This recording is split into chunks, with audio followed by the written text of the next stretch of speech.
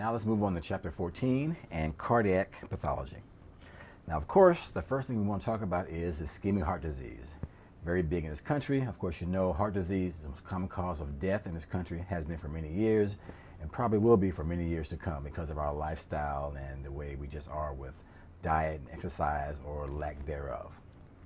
So in general, you can see here, again, typically secondary to coronary artery disease. So it's very important for us to talk about the coronary artery as affected by atherosclerosis and the manifestations, okay?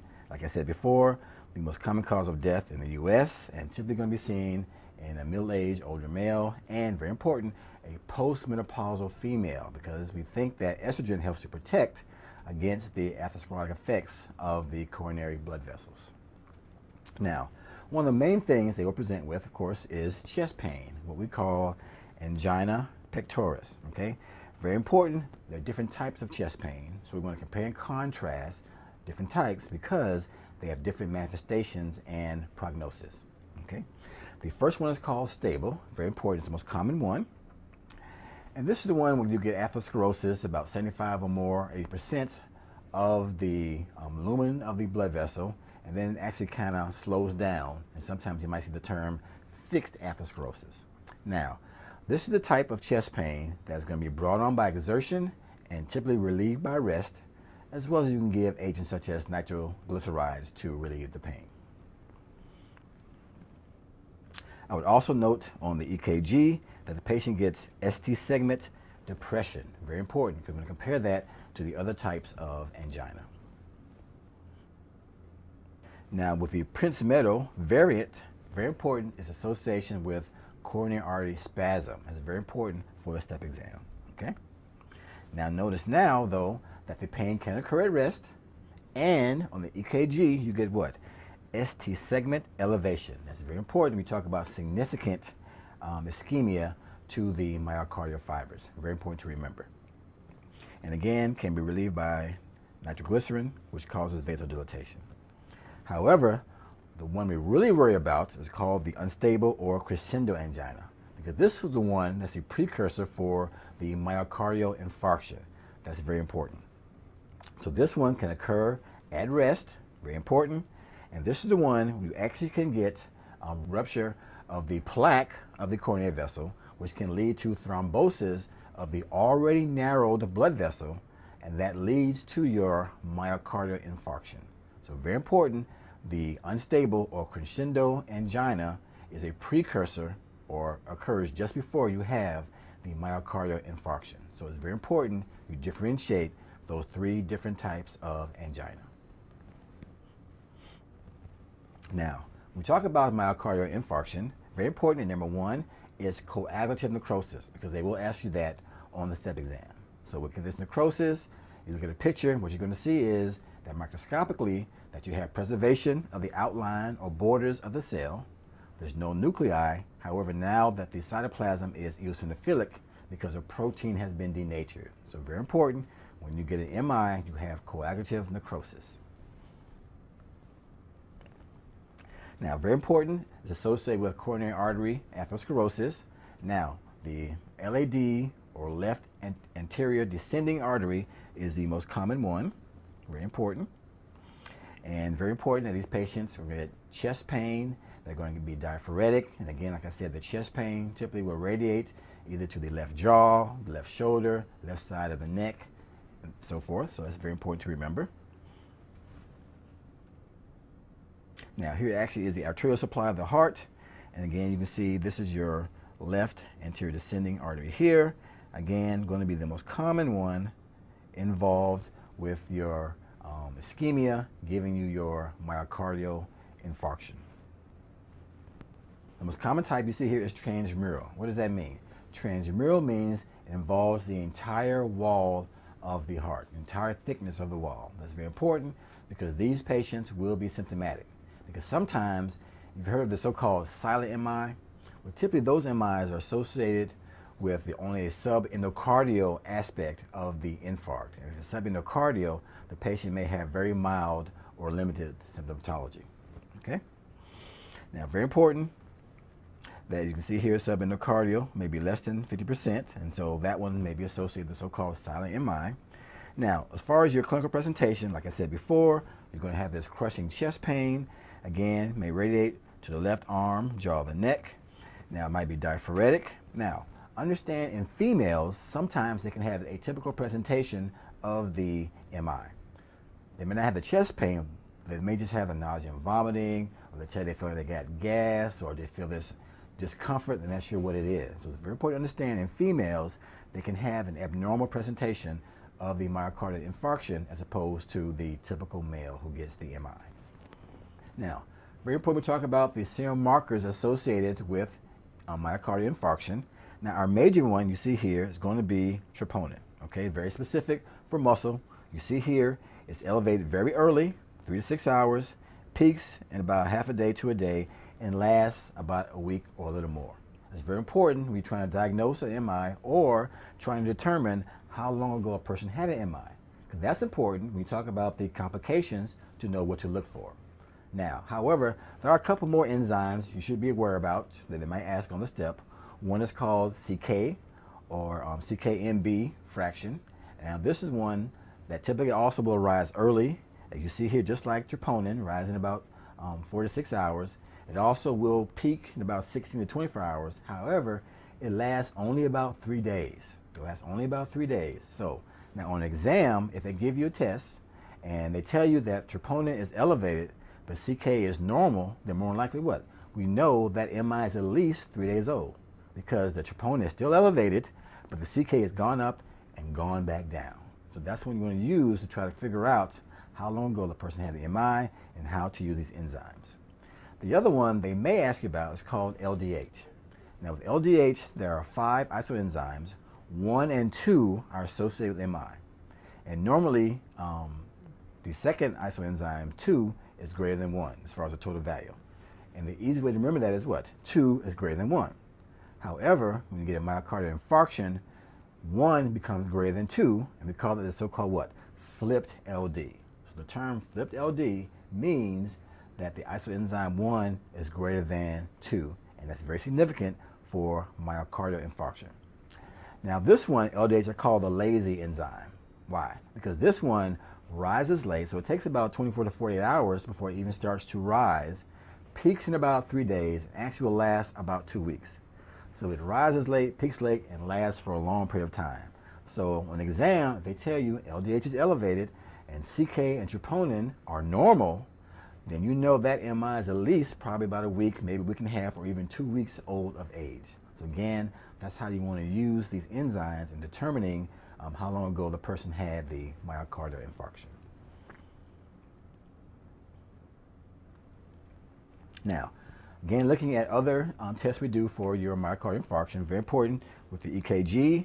Again, ST segment elevation is very important for significant ischemia of the myocardial fibers. Q waves also can be seen the first couple of days, so I'll be aware of that. Sometimes they will put that on the exam, again, associated with your coagulative necrosis that we mentioned before.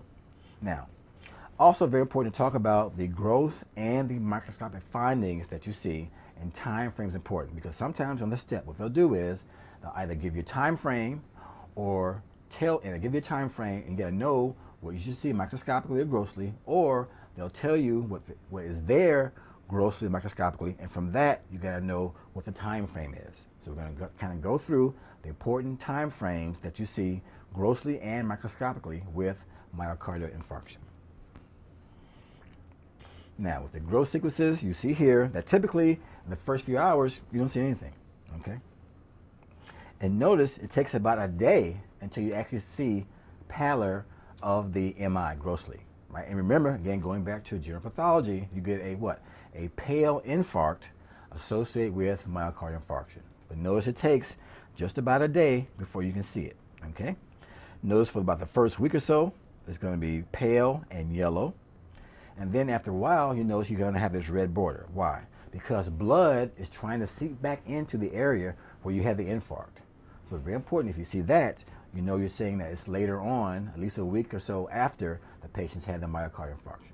And then of course, by the time it's months later, you're going to have scar. Why? Because no matter where you have injury in the body, we always heal by scar tissue. And scar tissue looks white grossly. Okay?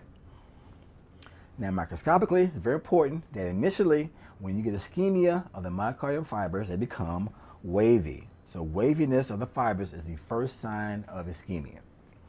Then you start getting these so-called contraction bands. What does that mean? Well, what happens is the fibers die segmentally. So you have a normal segment of fibers, another segment that's dead, another segment that's normal. So contraction band means that the segment of the fibers that's viable will contract, but the portion that's dead will not. And that's where the contraction bands come from. But the point is, if you see contraction bands, we're talking about an early sign of necrosis of the myocardial fibers. You see here in the first few hours up to the first day, you're getting coagulant necrosis. Now, in general, the myocardial infarct will follow the normal healing process. And notice, in the first day or so, you're going to get the infiltration of neutrophils. Why? Neutrophils are going to come in and clean up the dead tissue so you can lay down granulation tissue. So very important to remember that if they give you on the exam, a biopsy shows an intense neutrophilic infiltrate, you can say that infarct is about 1 to 3 days of age. Okay? Then notice in about 3 to 7 days, macrophages will come in, and then granulation tissue will come in. Granulation tissue, remember, is what? It's fibroblasts and capillaries, and again, ECM, again, part of your healing process. So after neutrophils come your granulation tissue, and then after that, after about a few weeks or so, you get good scar formation. Again, that's very important when you look at the sequence of the microscopic events associated with myocardial infarction. Now, it's very important to understand that the complications associated with myocardial infarction, and again, time frame is important with a couple of these. Now, one important one, of course, is arrhythmia. And typically the most common cause of sudden death, secondary to MI or any type of ischemia of the heart, is going to be arrhythmia. So that's very important. The patient has sudden death, you're going to think about arrhythmia. That's very important for the step. Okay? Now, of course, you can get congestive heart failure. Why? Because involving left ventricle, the left ventricle cannot pump out blood to the systemic circulation, so the blood has to go somewhere. So where does it go? It backs up, first goes into the lungs, and then back into the systemic circulation. So it's very important that congestive heart failure is a very important complication of myocardial infarction. Of course, cardiogenic shock is very important as well, because now you're going to have very low cardiac output, and now, remember, shock means what? Decreased tissue perfusion, right? Decrease or inadequate tissue perfusion. Very important, okay? Now, very important, a mural thrombus can form. Now, remember, mural means what? A mural just means a wall, like a mural of pictures that you can see on the wall. So the point is, this thrombus forms on the wall of the heart where you have the MI. Now, that's a problem. Why? Because it can break off and go into the systemic circulation, go to the brain and cause a stroke, go to the kidney, spleen, and cause pale infarcts, go to the intestines and cause hemorrhagic infarcts. So be aware of that if a patient has myocardial infarct on exam, and particularly if they have atrial fibrillation, because the atrial fibrillation will allow the heart to dislodge the thrombus and giving you the embolus. Fibrinous pericarditis is another complication, and with this one we're talking about fibrin lining the pericardial sac, again because of the MI and the exudate you get because of the neutrophils, etc. And the patient typically will present with a friction rub. That's the key. Friction rub and so-called pleuritic chest pain. Now, rupture, of course, is very important. You see here it occurs about 4 to 7 days post-MI. That's important. Why? Because that's normally when you have granulation tissue. And it's very important that granulation tissue is weak. And so if it occurs around that time, you will get rupture, particularly if it's transmural, because that tissue is very weak. And the rupture, again, will lead to blood going into the pericardial sac, causing cardiac tamponade. So it's very important that myocardial rupture of the wall can lead to cardiac tamponade. You see here. You can also get disruption of the papillary muscles, very important for causing insufficiency of the mitral valve. A late complication actually is your ventricular aneurysm. So again, aneurysm means dilatation of a vasculature. So we're talking about dilatation of the left ventricle. And typically occurs, actually will start to occur early on, about 4 or 5 days after you had the MI. And what happens is this. Because there's no muscle there, only granulation tissue, every time the normal muscle contracts, the portion with the granulation tissue actually bellows out. And it keeps bellowing out, and then every time it contracts. However, after a few weeks, now you have scar tissue, and it actually now will stay out, okay? So we talk about it occurring or starting to occur around 3 to 4 days, but it's considered a chronic complication because it takes weeks before you get the scar tissue to have it stay out. A problem with that, of course, is the fact that you have no contraction that can lead to stasis and thrombus formation, and also can lead to arrhythmias because you've damaged the bundle of his and that kind of thing. Now, going on to sudden death, very important when we say sudden cardiac death, we're talking about death within 1 hour of symptoms. And like I said, the key thing is arrhythmias. Always think arrhythmia when a patient has sudden death, cardiac death, okay? You see here the etiology, coronary artery disease, like we just mentioned from your MI.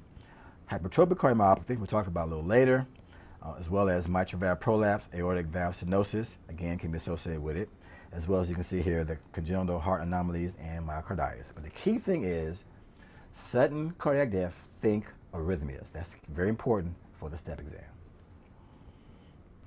Now, with chronic ischemic heart disease, the key is that these patients have progressive congestive heart failure, but no history of the MI or angina. That's the key, okay?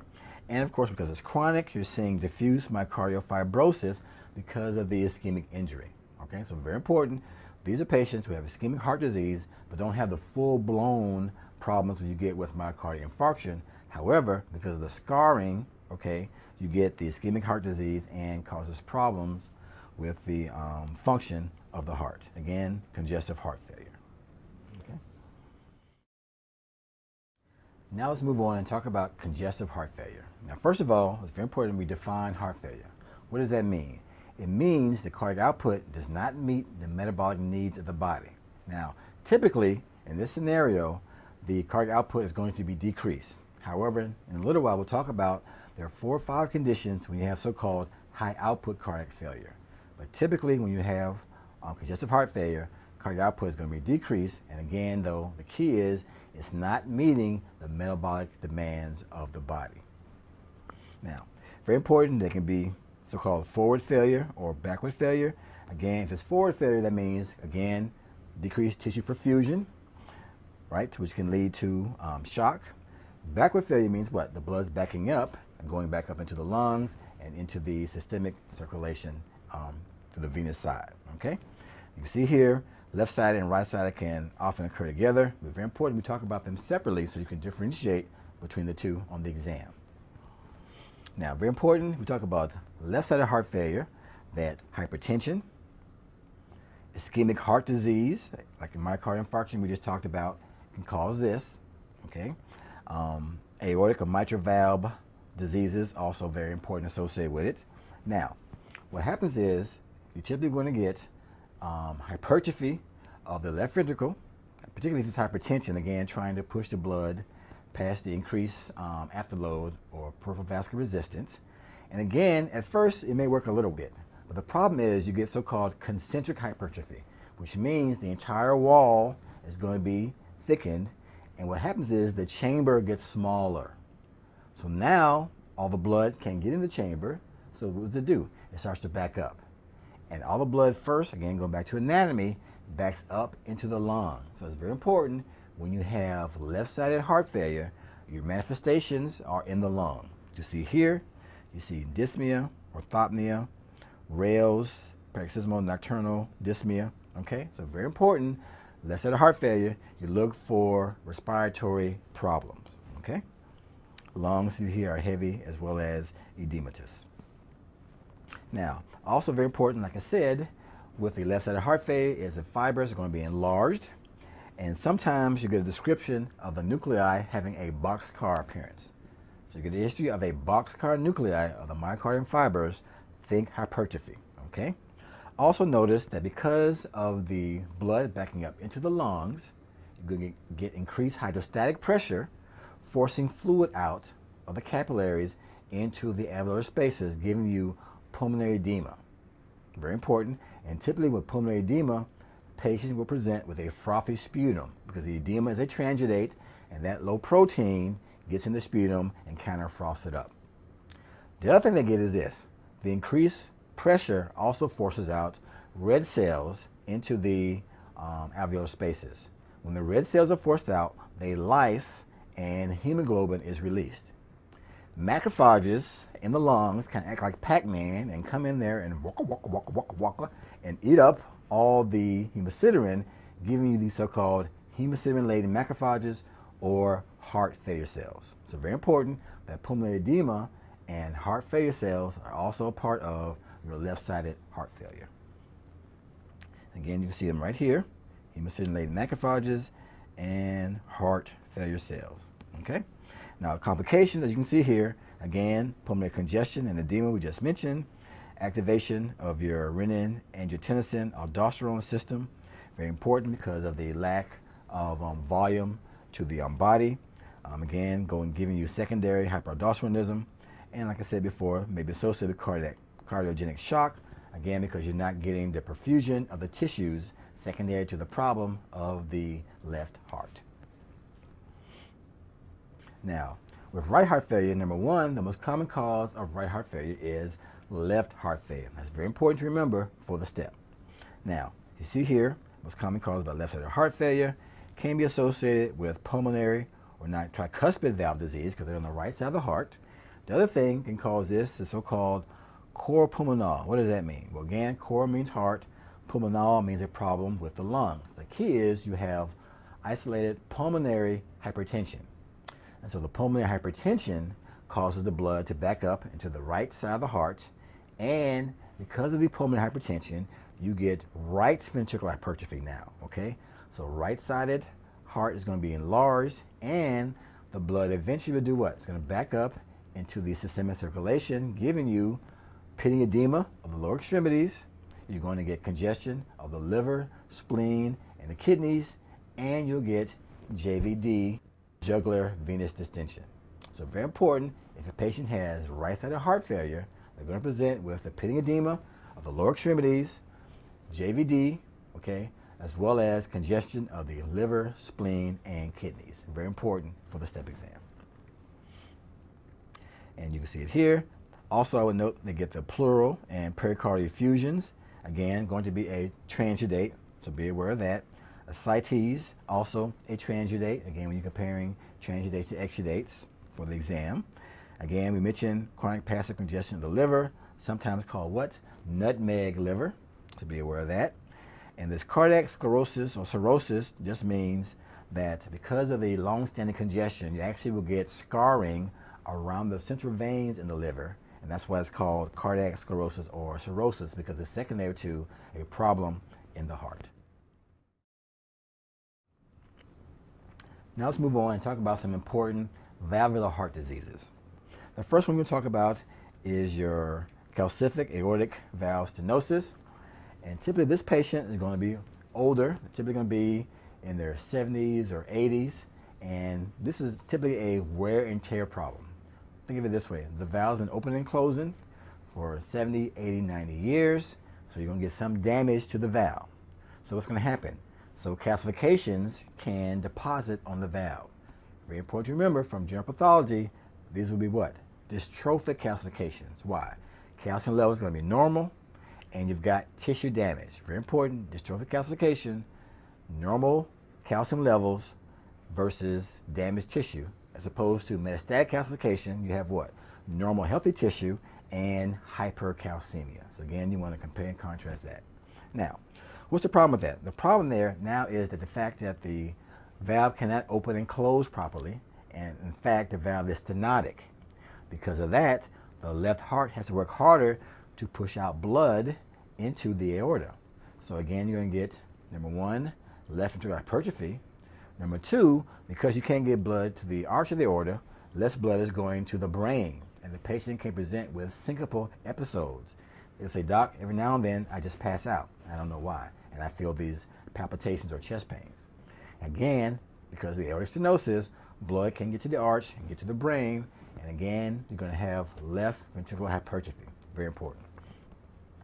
Now, also notice it can be seen in congenital bicuspid valves. And in fact, if a patient has a congenital bicuspid valve, they can get calcific aortic stenosis at a younger age, maybe in the 40s, 50s, or 60s, okay? But again, the typical patient, though, is going to be older, 70s, 80s, and 90s. Very important, too, again, can cause sudden death, and of course, treatment is valve replacement. Now, mitral valve prolapse is another one they love to ask about on the exam. Typical patient is going to be a young female, so be aware of that. Also note its associations with Marfan syndrome. The classical presentation, though, is going to be a young female, and she's going to have palpitations, or she's going to have anxieties, or a so-called panic disorder, okay? Now, the key is that the prolapse is caused because the valve leaflet, or the valve itself, is weak. You have so-called myxomatous or myxoid degeneration, okay? So now it's prolapse because why? Every time the left ventricle contracts, that pressure forces the mitral valve up into the left atrium because the valve is weak. So one way they'll describe the valve as hooding, or like a parachute, or ballooning of the valve because it's weak and bellows up into the left atrium every time the left ventricle contracts. So be aware of that. Very important, when you auscultate the heart, you get a mid-systolic click. So be aware of that. And again, like I said, it's associated with Marfan syndrome because, again, Marfan syndrome is a connective tissue disorder, again, causing the mitral valve to be weak. Now, what about complications? Number one, it can lead to infective endocarditis, right? And of course, later on, we're going to talk about why. It's going to be subacute, because remember, subacute infective endocarditis is associated with previously damaged valve, and this is a damaged valve, so that's important. Patients also can get mitral valve insufficiency, so it can lead to left-sided heart failure, and rarely may lead to sudden death, okay? And typically, it's secondary to arrhythmias. And we think the arrhythmias is what gives the patient the palpitations and the panic attacks or panic disorders.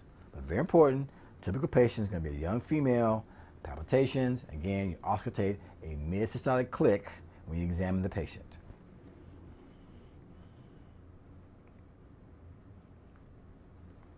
Now let's move on to another important one they love to ask about on the step, and that is rheumatic fever, okay?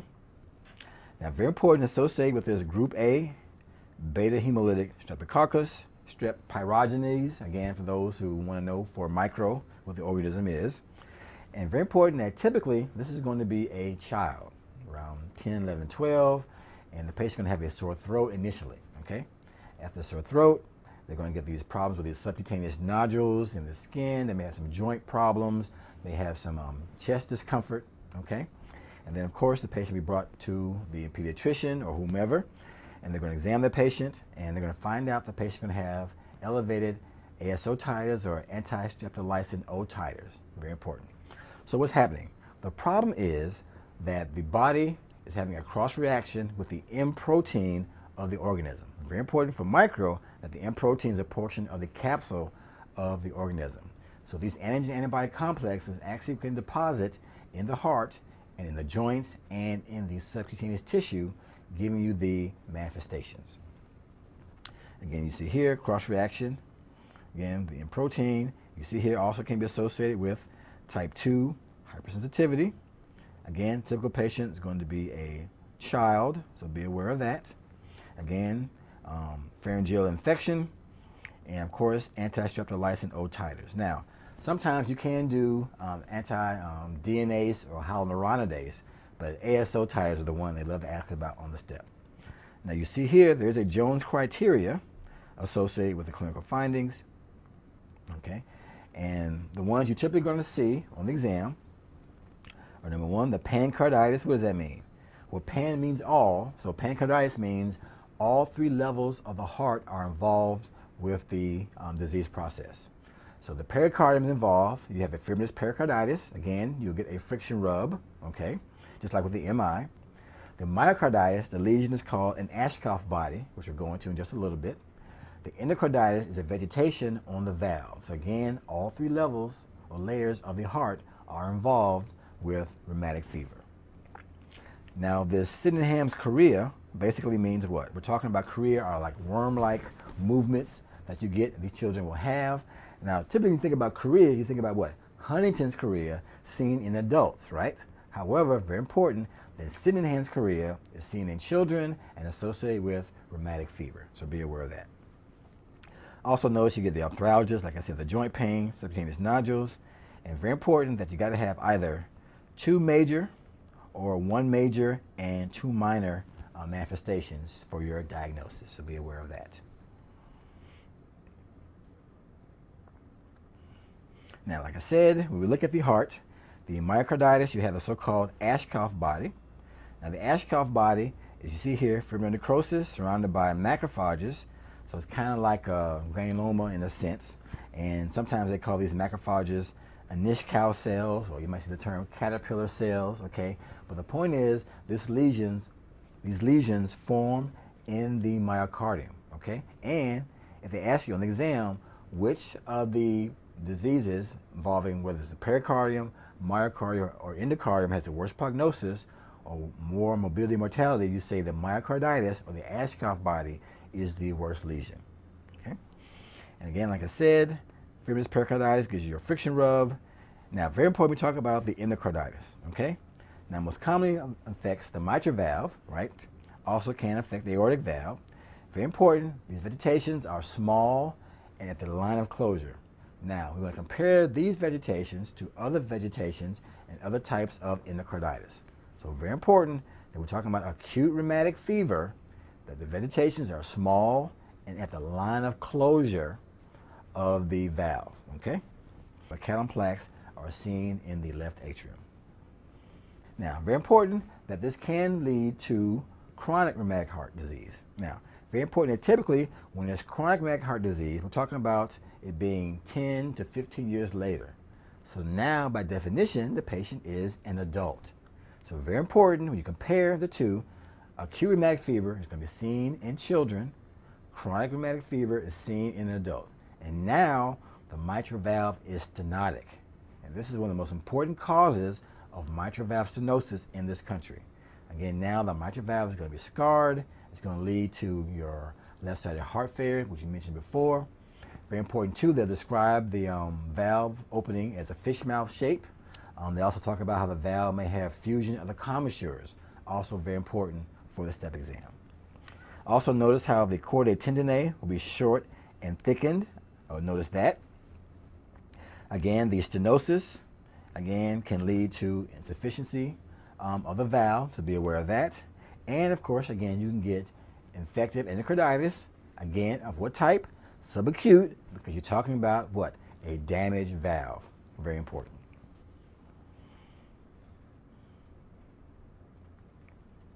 So here's a picture of mitral valve stenosis, and you can see here fusion of your commissures that you can see there. And you can also see, here's our fish mouth appearance as well, okay?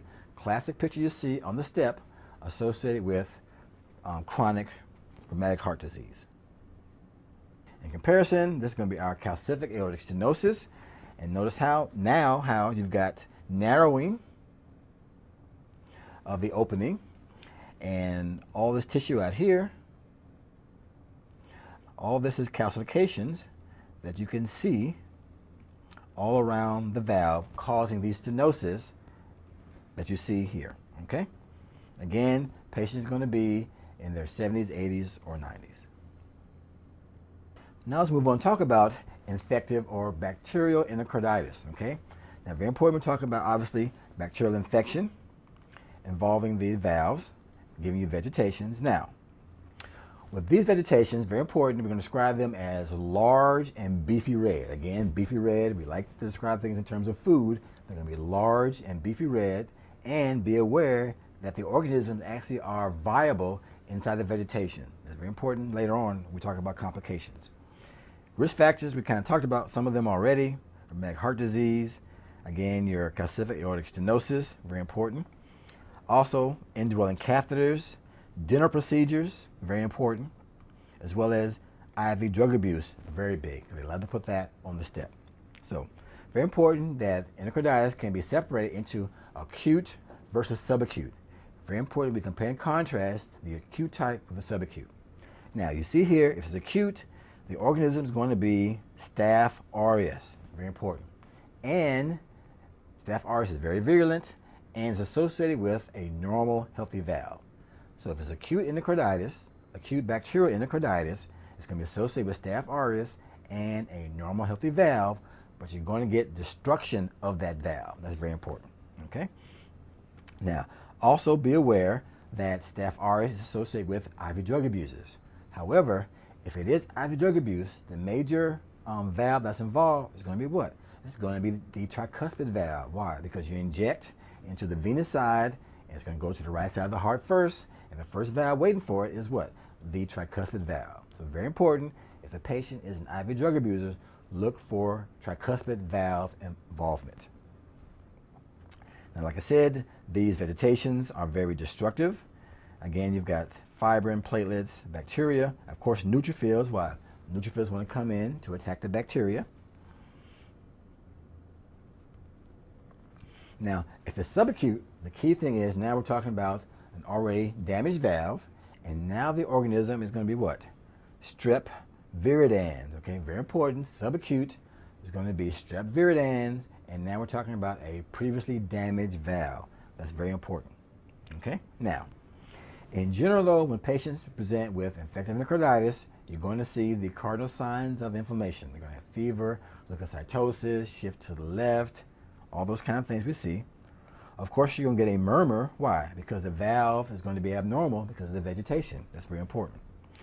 And of course, the classical things they will present with are the so-called Ross spots, ostenodes, Janeway lesions, and splinter hemorrhages. So those are the four classical manifestations you will see in these patients. Also, I would note you can get systemic emboli. And again, these emboli have viable organisms. So again, if it breaks off, lodged in a blood vessel, it could cause a what? A myocardic aneurysm that we talked about a little while ago. Okay, so very important. It can cause myocardic aneurysm, again, because the organism is viable. Also, too, if it's in the left side of the heart and goes to the brain, it can cause abscess of the brain. So be aware of that, too, particularly your Staph aureus. And of course, treatment is going to be antibiotics. Okay. Of course, diagnosis, blood cultures, of course. Like I said, complications, septic emboli, which can lead to myocardic aneurysms, etc. Abscess in the myocardium as well as in the brain, and of course, insufficiency and damage of the valve. Very important.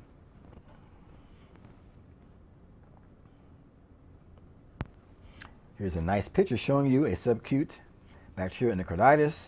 So now all of these lesions here are your vegetations. Again, can cause destruction of the valve, as well as, you notice, papillary muscle associated with it too. So you can get rupture of the papillary muscle as well, being associated with destruction of the valve. Now let's move on to talk about merantic endocarditis. Now the other name I'll tell you of merantic endocarditis is non-bacterial thrombotic endocarditis. Non-bacterial thrombotic endocarditis. So number one is telling you not associated with bacteria, so be aware of that. And two, obviously, some type of thrombus must be associated with this disorder. Okay? So what happens? So sometimes they'll describe them as sterile vegetations. Why sterile? Why? Because no bacteria. Okay? Now, very important that it may be associated with a chronic patients or patients with a debilitating disease. The classic presentation, though, is going to be a patient, will be an older patient, probably in their maybe 50s, 60s, or 70s, and they're going to have a mass somewhere, maybe in the colon, the breast, ovary, pancreas. And the point is, this mass is doing what? Causing a hypercoagulable state, causing the vegetations to form on the valve. Now, because it's a hypercoagulable state, you do a biopsy of the valve, what do you see? You're going to see a thrombus, i.e. you're going to see platelets, fibrin, RBCs. But the key thing is for the step is, this is not a metastasis of the cancer, because that's what they're going to put on the exam. It's not metastasis of the cancer to the valve, but the cancer is evoking a hypercoagulable state, causing the thrombus to form on the valve. And very important, just like with rheumatic fever, the vegetations line up at the line of closure of the valve. Very important. Now let's move on and talk about congenital heart disease. Now, of course, congenital means at birth. Very important, the most common cause of childhood heart disease in the U.S. And notice here, only about 10% of the time we actually know the cause of the heart disease.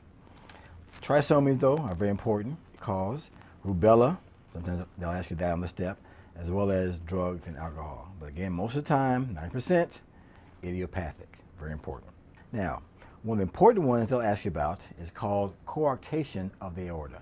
Now, coarctation means that you've got stenosis or atrophy of the lumen of the aorta. That's a very important thing to remember. Okay? So again, the lumen is going to be narrowed. Very important that the two different types, again, what are we going to do? We're going to compare and contrast the two different types. So we have here the preductal or infantile type. We're going to compare that to the postductal or adult type. Okay? Very important, the preductal type, number one, associated with Turner syndrome. They love to ask that on the step, so be aware of that. When we say preductal coarctation, we're talking about the location of the duct in relationship to the stenosis. So preductal means the stenotic portion of the aorta is before you have the ductus arteriosus going from the pulmonary trunk to the aorta.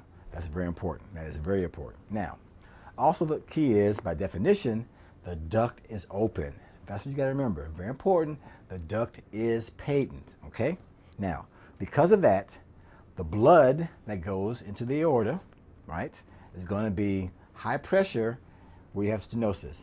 After the stenosis, though, because only a small amount of blood is coming out, that pressure is going to be low in the aorta. In fact, it's going to be lower than the pulmonary trunk. Why is that bad? That allows blood from the pulmonary trunk to go into the aorta. So what does that mean? The blood from the pulmonary trunk is what? It's unoxygenated, right? So the point is, the patient's going to have cyanosis in the what? Lower extremities only. Very important, lower extremities only, because blood going out of the arch has oxygenated blood. Now, that becomes very important when you're trying to differentiate coarctation, seen in the infant, versus the early cyanotic heart diseases, which also can be seen in an infant.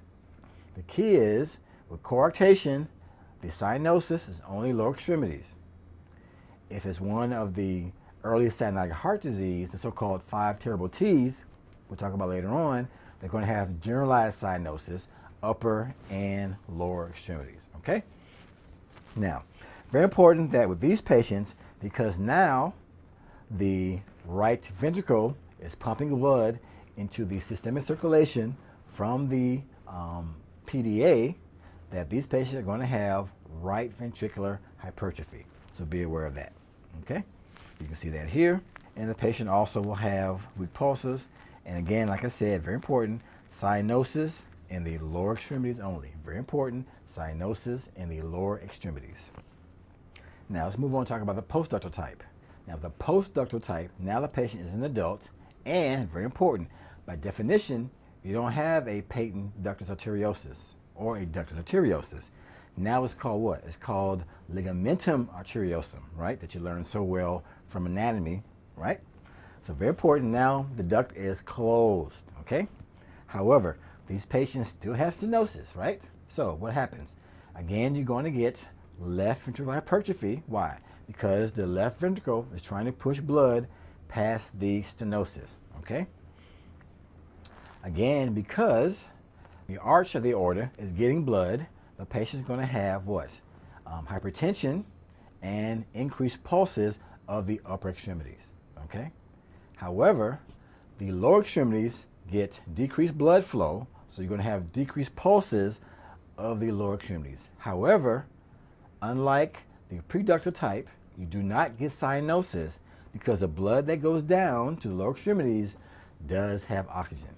So very important, again, if it is postductal coarctation, you're going to have increased pulses and hypertension of the upper extremities, but decreased pulses of the lower extremities. Okay, that's important.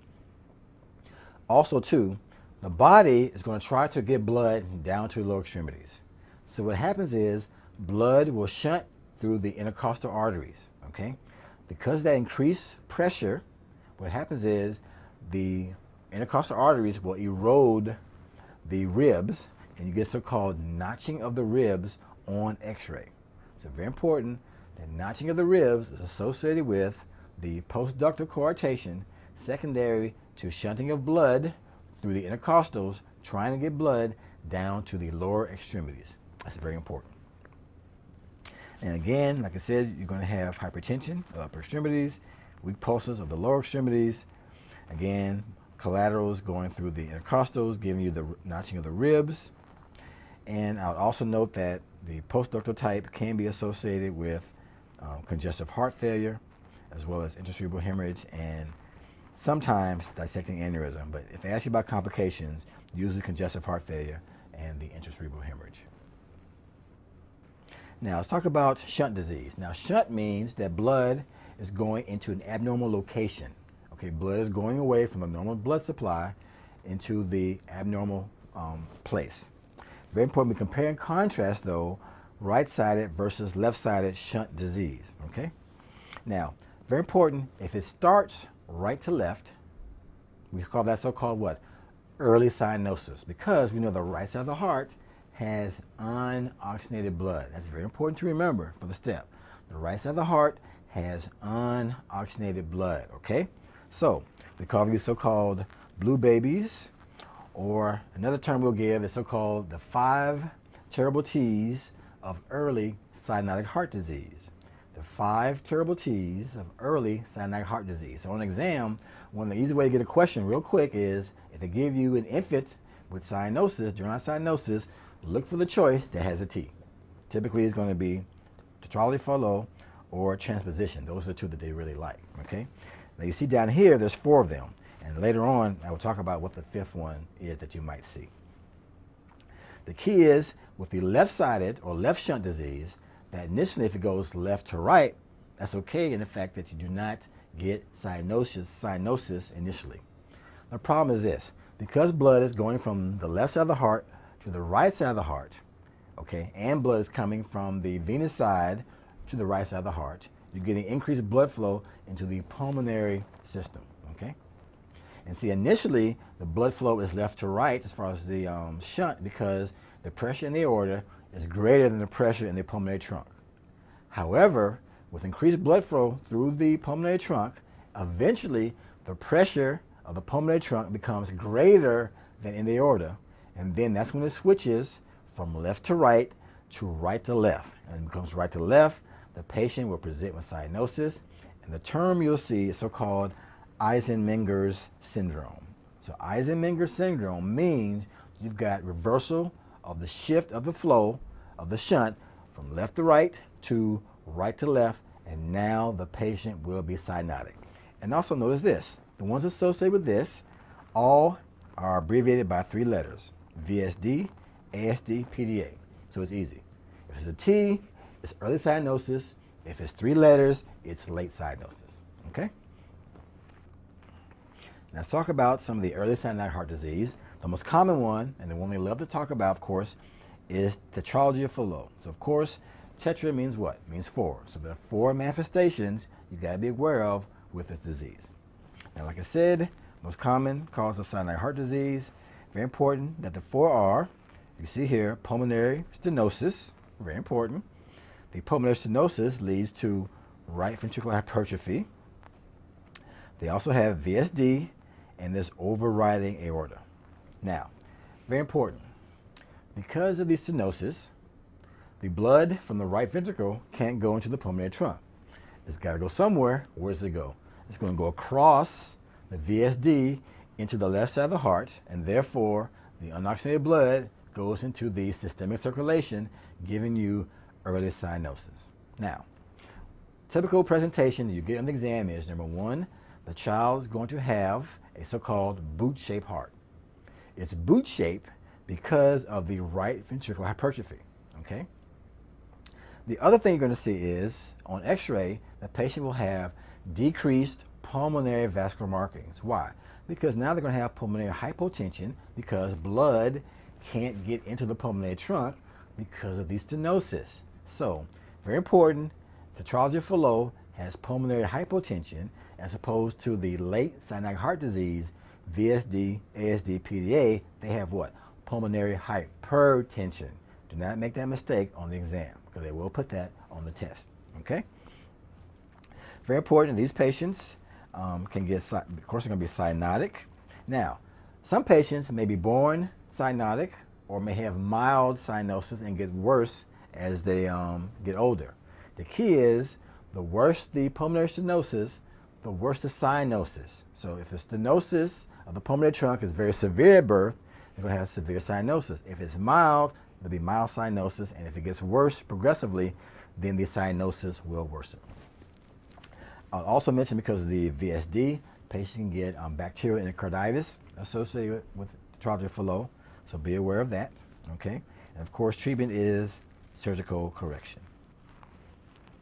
Here actually is a picture showing you this. Now, notice here, you've got stenosis of the pulmonary trunk. That's very important, okay? So that's going to lead to your hypertrophy that you can see here. And again, there's your VSD, allowing blood to cross because of the stenosis. And again, there's your high right aorta. But the key is the stenosis. Again, the worse stenosis, the worse the cyanosis. That's what you want to remember. Now, transposition is another important form of early cyanotic heart disease. What does that mean? It means that now, as you can see here, the aorta is coming off of the right ventricle, the pulmonary trunk is coming off of the left ventricle. Now, as far as anatomy, the other way they'll describe this is this. They'll say now that the aorta is anterior to the pulmonary trunk, okay? Because normally, let's go back so you can see it. Normally, the pulmonary trunk is anterior to the aorta, okay? That's very important. But with transposition, the aorta now is anterior to the pulmonary trunk. That's another way they'll describe transposition, okay? So now, if transposition is complete or uncorrected, you have two closed systems, and this is incompatible with life. What happens? You have blood coming from the body that's unoxygenated, right? Goes into the right ventricle, goes into the aorta, and then goes back to the body, and then comes back to the right heart. So the body never receives oxygenated blood. Why? Because the oxygenated blood is in the left ventricle coming from the lungs, right? It's going to go there. It's going to go into the pulmonary trunk, back to the lungs, and then from the lungs back to the left side of the heart. Again, two closed systems, incompatible with life. Transposition of the great vessels is the disorder when you want to have shunts.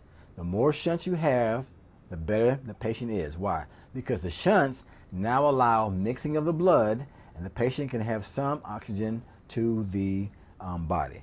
And this is the disorder when you actually now want to keep the duct open, okay? Now you want to keep the duct open. So now you want to give the patient prostaglandins to keep the duct open so you can mix the blood, okay? Very important.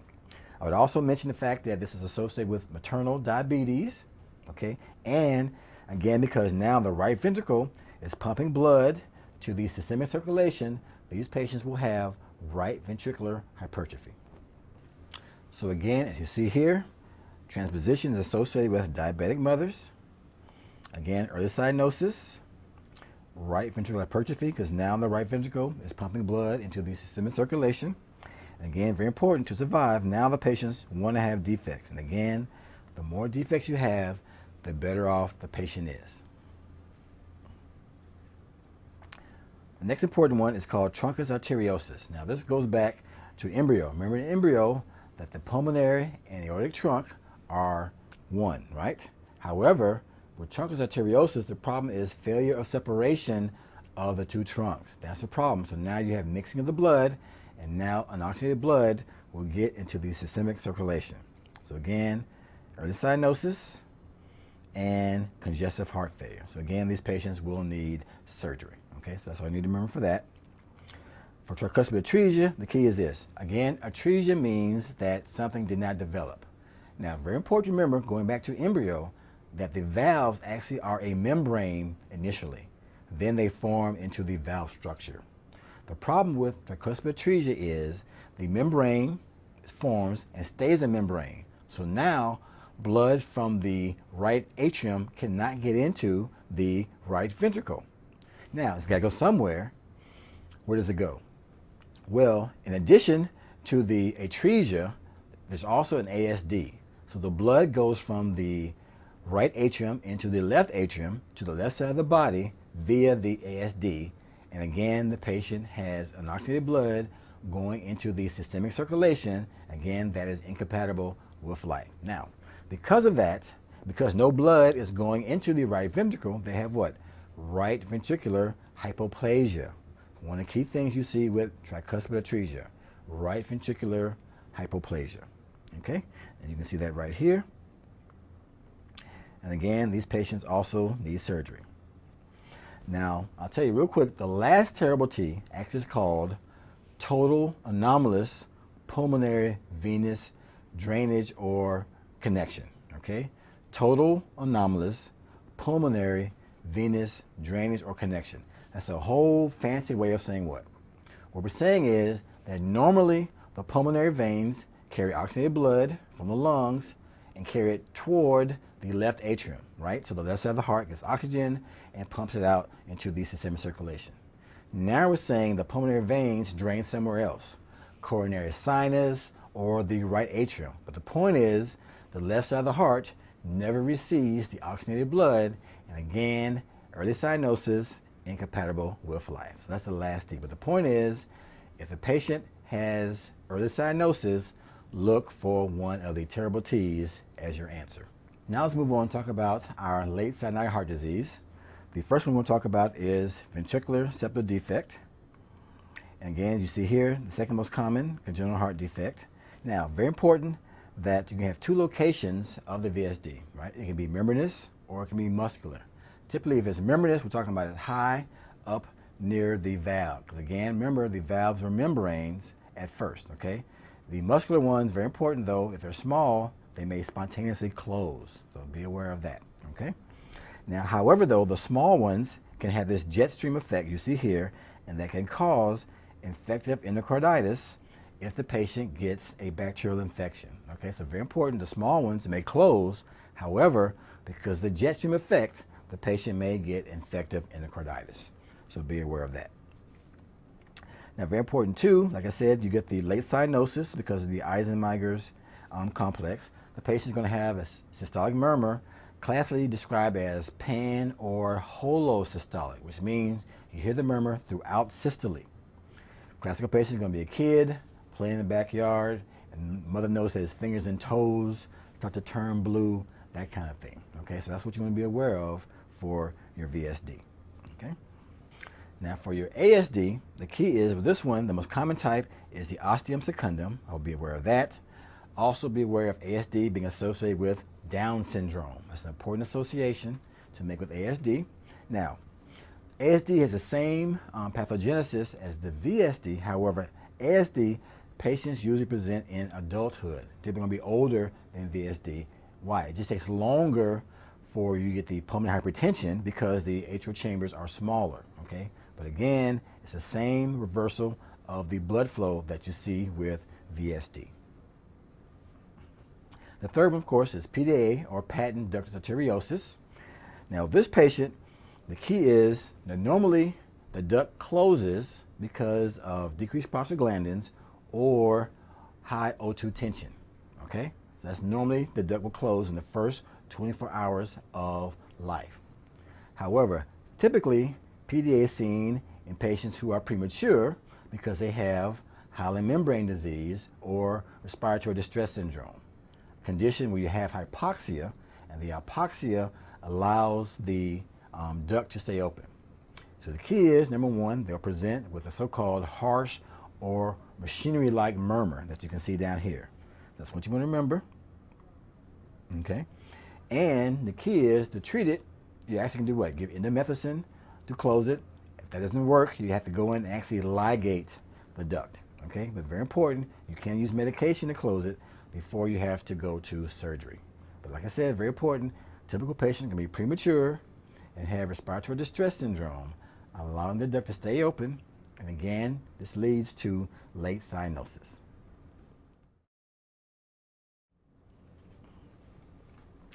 Let's move on now and talk about our primary cardiomyopathies. So now, very important, when you say cardiomyopathy, what you're saying is there is a disease intrinsic to the myocardial fibers. Because up until now, we've been talking about problems either with the blood vessels, valves, and those type of things. Now, the problem is specifically with the myocardial fibers. So again, we're going to compare and contrast the three major types. The first one we're going to talk about is called dilated, okay? Very important. There's dilatation of all four chambers. Sometimes they'll describe the heart as being large and flabby or floppy looking, okay? Now, very important causes. Alcohol is an important cause. Post-viral infection. And as you know, the most common viral infection of the heart is Coxsackie-B. Be aware of that. Of course, drugs can cause it. Again, drugs basically can cause anything, right? So adriamycin is a classical one, and also may be associated with pregnancy. So those are the classic diseases that give you dilated cardiomyopathy. Now, what's the problem? The problem is that the myocardial fibers have decreased contractility. That's very important. So why? What happens? Now all the blood pools in the chambers. And to compensate for all the increased blood, the chambers dilate. Now, what happens? Number one, you get decreased cardiac output. However, the other thing they'll ask you about on the step is you get a decrease in your ejection fraction, right? Decrease in your ejection fraction. Normally it's around, 55, 60%. Now it goes down to like 25% and lower. I actually was in the awards one time as a junior student, and I was in ICU, and we had an alcoholic in the ICU, and he had an ejection fraction of about 15%. I mean, I don't know what they were using, holy water, whatever, keeping that guy alive. However, as you see here, very important, decrease in your contractility is important. Again, decrease in ejection fraction, and these patients are going to present with congestive heart failure. That's what you want to remember, okay? And they're very important. We're going to compare this to the other two different types of cardiomyopathy. Now, hypertrophic is one you've probably heard about if you know that it was this disease. This is the one associated with your typical young male athlete who suddenly passes out either on the basketball court or playing football or playing hockey or soccer or some type of event like this, okay? However, on the step exam, they know it's typically associated with some type of exercise like football or basketball. So what we've seen sometimes on the exam, they'll put a patient playing racquetball or playing tennis or that kind of thing. But the point is they're doing some type of exercise, it could be on the Stairmaster or whatever, and they suddenly collapse, okay? So let's talk about what the problem is. So number one, we're talking about it being autosomal dominant. And the key is you have hypertrophy of the septum and of the left ventricle. Now, hypertrophy of the septum and the left ventricle gives you the so-called banana-shaped chamber. Sometimes you see that on the exam. However, the problem really is the septum, because the septum actually causes obstruction of the ventricular outflow tract from the left ventricle into the aorta, which is why the other name for this used to be called idiopathic hypertrophic subaortic stenosis, because the septum is obstructing the blood flow. And that's what gives you the syncopal episodes and the sudden death. That's very important to understand with this disorder. Also, the patient will have myofiber disarray and interstitial fibrosis. So again, there's a problem with some of the contractility of the fibers. So again, very important, you have this hypertrophy, most prominent in the septum, causing ventricular outflow tract obstruction. That's very important, okay? And again, like I said, myofiber hypertrophy and disarray along with interstitial fibrosis is what you will see microscopically. And in fact, recently there have been some athletes who in the past year or so playing hockey and soccer who have actually passed out and died while playing their sport because of this hypertrophic cardiomyopathy. So be aware of it. The third one and final one is called restrictive cardiomyopathy. What does that mean? It means you're restricting the movements of the ventricles. Now, very important, these patients have normal contractility in contrast to dilated cardiomyopathy. The problem is something's infiltrating in the heart, restricting these movements, and now the ventricles cannot expand during diastole and fill properly. So sometimes you might see it described as the chambers have lost their compliance. Again, cannot fill properly during your diastole. So what can do this? Well, amyloid can infiltrate. So again, Congo red stain, apple green birefringence, cross beta pleated C configuration can come up with that question. Sarcoid, because of non-casein granulomas, can infiltrate into the heart.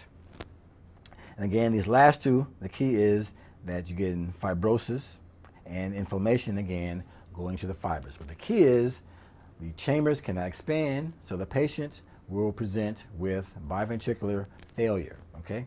Sometimes you can actually see it on echocardiogram. So they may present it with a patient with echocardiogram showing that you've lost compliance of the chambers being able to open because of the infiltration of the substance into the fibers. Now, one thing I will mention is that clinically, a patient with constrictive pericarditis can present just like restrictive cardiomyopathy. So what does it mean when I say constrictive pericarditis? What I'm saying is something is around the heart constricting the movements. Scar tissue, metastasis, okay? Patient may have a history of radiation to the chest for like Hodgkin's disease, and now they got scar tissue around the heart. But the point is, in either case, again, the chambers cannot fill during diastole, so patients with constrictive pericarditis will present clinically just like patients with restrictive cardiomyopathy. So be aware of that. Let's move on to talk about carcinoid heart disease. Now, very important, we'll talk about carcinoid disease in more detail in the GI tract, but the key is carcinoid heart disease associated with carcinoid syndrome. Now, carcinoid is a disease of neural crest cells typically found in the GI tract, and the tumor will metastasize to the liver and then go to the heart. Very important, it affects the right side of the heart, okay, and typically not the left side, because in the lungs you have monoamine oxidase, which inhibits or degrades the serotonin that's secreted by the tumor, and therefore you don't see left-sided manifestations. However, you see the right-sided manifestations, and as you see here, the patient will present with flushing of the face and diarrhea. Now, the flushing of the face, though, is very important. So like I say, if you see that on the test, flushing of the face, one of the first things you think about is carcinoid syndrome. But very important, in the heart, causes right-sided manifestations, but not left-sided. Very important. Now, as far as your cardiac tumors, very important. One of the ones they love to ask about or give questions about is your myxoma. Very important. It's the most common benign tumor of the heart, most commonly found in the left atrium. Now, in the left atrium, it can have two different types of appearances. Number one, it can grow as a lesion on a stalk, so-called pedunculated. And what can happen?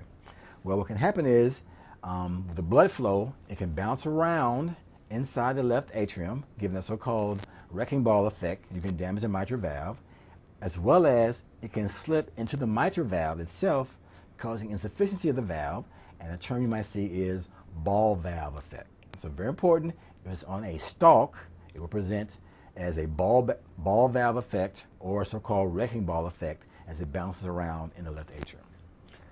The other way it can present is as a mass growing in the left atrium. Why is that a problem? Number one, the patient may present with anemia. Why? Every time the left atrium closes, right, or contracts, red cells will bounce off of the mass, causing hemolysis. Okay.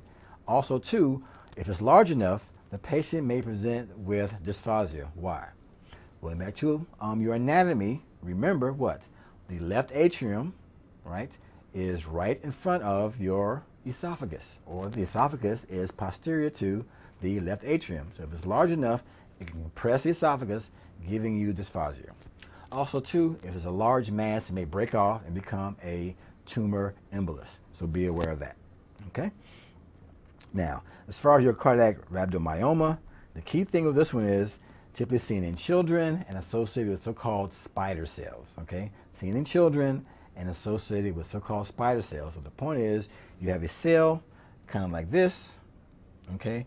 You're going to have a nucleus, in the center, and then the cytoplasm is going to be clear, and you can see little lines of chromatin going from the center.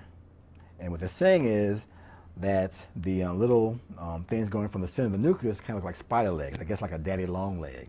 Okay, so that's where the spider cells come from. But if it's a daddy long leg, you got to be careful because it might spit in your eye. Well, that's what my granddad used to tell me. It's a classical picture of your cardiac myxoma. You can see it here. I can outline it for you.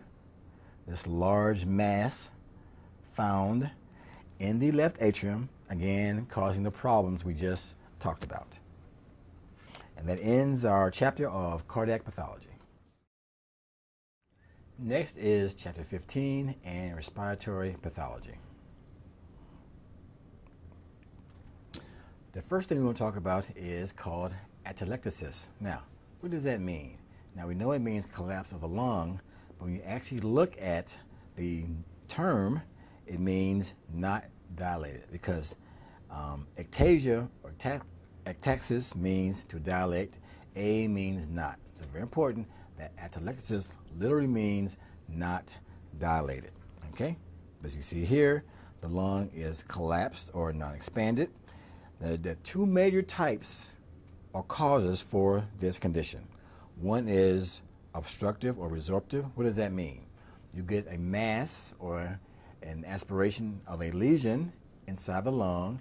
You block the airways. Okay, so now no air can get in to the lung parenchyma, and the air that's already in there from the aspiration gets resorbed away. So very important, if this occurs, that leads to atelectasis collapse, and I'll tell you now, what happens is the mediastinum will shift towards the collapse. Very important for the step, okay? The other type is compression, where you get fluid or air in the pleural space, and it will compress the lung, okay? You get air or fluid in the space, possibly a tumor too, but typically it's going to be air or fluid, and it will compress the lung, okay? Very important too that if the patient does get atelectasis, that it will predispose to infection, so I would be aware of that. And very important, it is reversible. But again, two major types are obstructive versus resorptive and compression. Let's move on now and talk about bacterial pneumonia.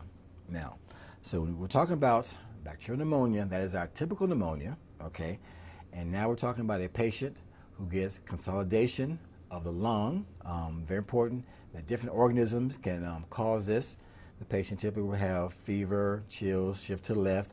Again, all your cardinal signs of acute inflammation, bacterial infection, okay? Very important, the patient will have a productive cough, and we'll talk about why that is, okay? So they're going to have dullness to percussion when you examine the patient. They're going to hear rhonchi and rales when you auscultate the lungs as well, so be aware of that, as well as decreasing their breath sounds, okay? Again, elevated white blood cell count, shift to the left is very important. Now, very important, the two major types of bacterial pneumonia are lobar pneumonia and bronchopneumonia. Very important when we say lobar pneumonia, we're talking about the entire lobe is involved. So diffuse involvement of the entire lobe versus bronchopneumonia. The other name for that is lobular pneumonia. So now we're talking about patchy involvement of the lung with the infection. Okay. You can see here pleural effusion may also be associated with it. Now, very important, of course, you want to identify the organism early and, of course, treat with antibiotics. Now, very important, we compare lobar with bronchopneumonia. Now, very important, like I said, consolidation of the entire lobe, and very important, 95% of the time when you get lobar pneumonia, the organism is going to be strep pneumo, right? Very important, going to be strep pneumo. Now, if it is Klebsiella, very important, the patient typically will be an alcoholic, okay? Very important that alcoholics get Klebsiella infection and have this kind of gelatinous or mucoid type of sputum, as opposed to strep pneumo, they typically get a so-called rusty sputum, okay? As you can see here, Lobar pneumonia goes through these 4 phases of congestion, red hepatization, gray hepatization, and resolution. Now, what does hepatization mean? It doesn't mean the lung looks like the liver. What happens is, because of the consolidation, the lung now is firm and has the consistency of the liver when you palpate it. Because the key is this: when you get the infection, all the exudates, again, neutrophils, fibrin, bacteria, they actually get into the alveolar spaces, causing consolidation. You have a productive cough because you're coughing up all that stuff that is inside the alveolar spaces. And that's why the patient has consolidation and a productive cough. Now, like I said, bronchopneumonia means it's patchy, okay? Very important that it's patchy, as you can see here, okay? Very important that you have an array of the different types of organisms that can cause it. Staph is important, particularly if you get abscess formation. Again, strep, Pseudomonas, E. coli, all your gram-negative Bacteriaceae are going to be associated with this. Again, you're going to get acute inflammation that you'll also see with lobar pneumonia, okay? But again, very important that bronchopneumonia is patchy. Lobar pneumonia involves the entire lobe, and 95% of the time, strep pneumo is going to be the cause. Of course, as far as your diagnosis, sputum and culture, as well as sputum gram stain, as well as culture can be associated with it. Again, blood culture is very important as well. As far as treatment, of course, antibiotics, okay, very important. Now, as far as complications, very important. One complication sometimes I'll ask about is the lung abscess. Classic for Staph aureus because it's so virulent. And what happens is on x-ray, you may see a so-called cavity with an air fluid level. Okay, cavity with an air fluid level is classic for lung abscess. And with the abscess contents, if they stay inside the cavity for long periods of time and the anaerobes take over, then you eventually cough up the contents. The patient can have a so-called foul-smelling or necrotizing sputum. Okay, foul-smelling sputum because of the anaerobic involvement of the contents of the abscess. So be aware of that. Okay. Empyema means pus in the cavity, so that can occur if the inflammation goes from the lungs into the pleural cavity. Of course, sepsis, which can lead to endocarditis, meningitis, pyelonephritis, so be aware of that.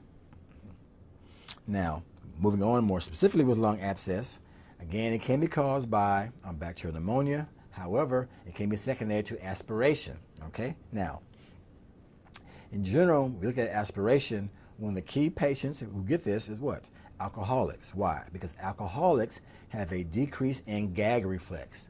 So they're classical patients who will aspirate their vomitus or some other foreign object, okay, because they're drunk or whatever.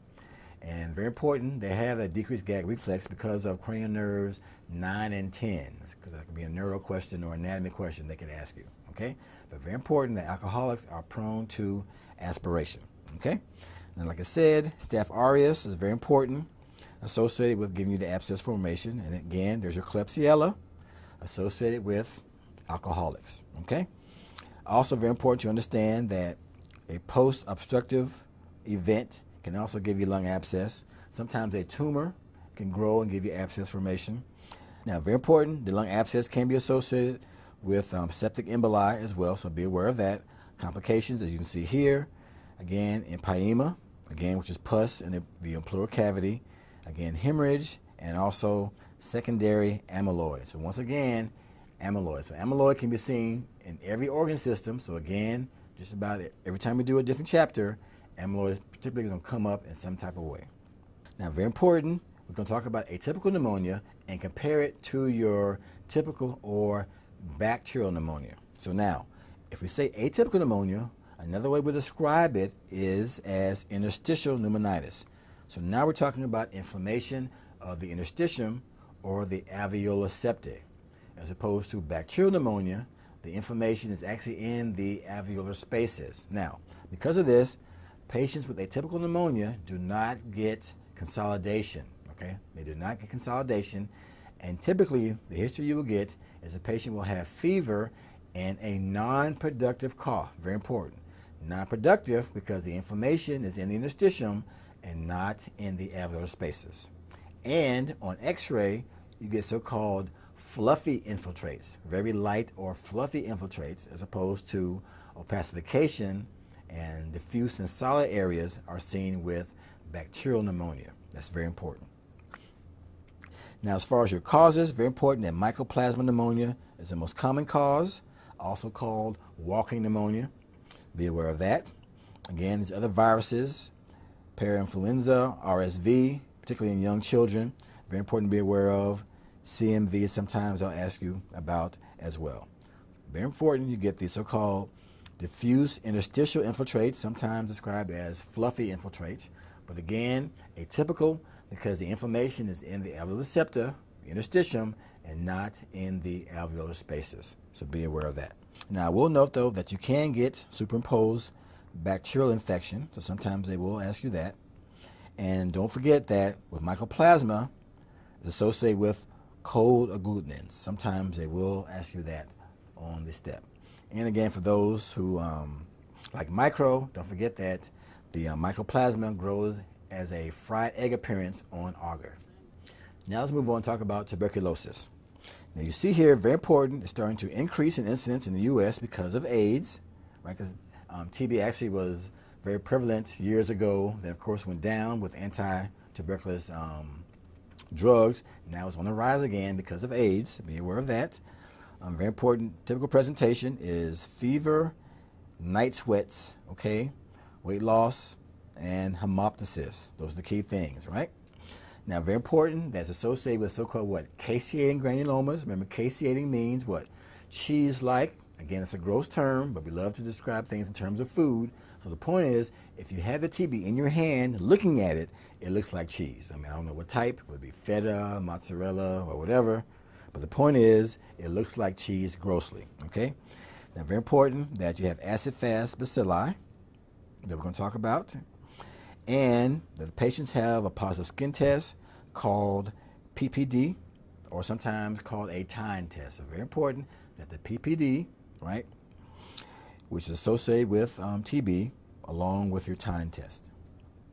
Now, very important, we compare and contrast primary TB versus secondary TB. Now, very important, if it's primary TB, again, it's initial exposure, and they get the so-called gong complex. And they love to ask questions or show you a picture of the gong complex. So what is that? Well, number one, you have the gong focus. That is a lesion, okay? And the lesion is going to be subpleural, right? So it's going to be in the periphery, and it's either going to involve the upper portion of the lower lobe or the lower portion of the upper lobe. Okay, that's the gong focus. Again, subpleural, involvement of the upper portion of the lower lobe or the lower portion of the upper lobe, okay? And you're going to have draining hilar lymph nodes. So the gong focus plus the draining hilar lymph nodes gives you your gong complex. Again, it's very important for primary TB, okay? Very important, if it's secondary TB, the key is we're talking about that it's reactive. Now, TB likes oxygen, okay? So the point is the TB, after a while, is going to move up to the apex of the lung, okay, because the lung has more oxygen, right? So the key is when it's secondary or reactive TB, you may see a cavitary lesion, okay, or a lesion itself in the apex. Now, very important is a differential on the step exam. If the patient presents with an apical lesion, your differential is going to be reactive TB, fungus ball secondary to aspergillosis, or a Pancoast tumor. Okay, so again, fungus ball, Pancoast tumor, and reactive TB are all seen in the apex of the lung. You see here with secondary TB, reactivation, and again, granuloma at the lung apex.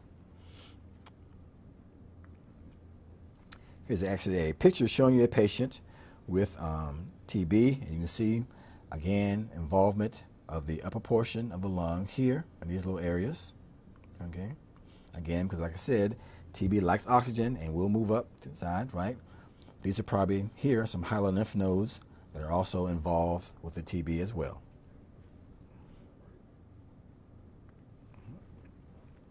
This is going to be our test for TB. You can either do acid-fast stain, or you see here, Ziehl-Neelsen, again showing you the organisms.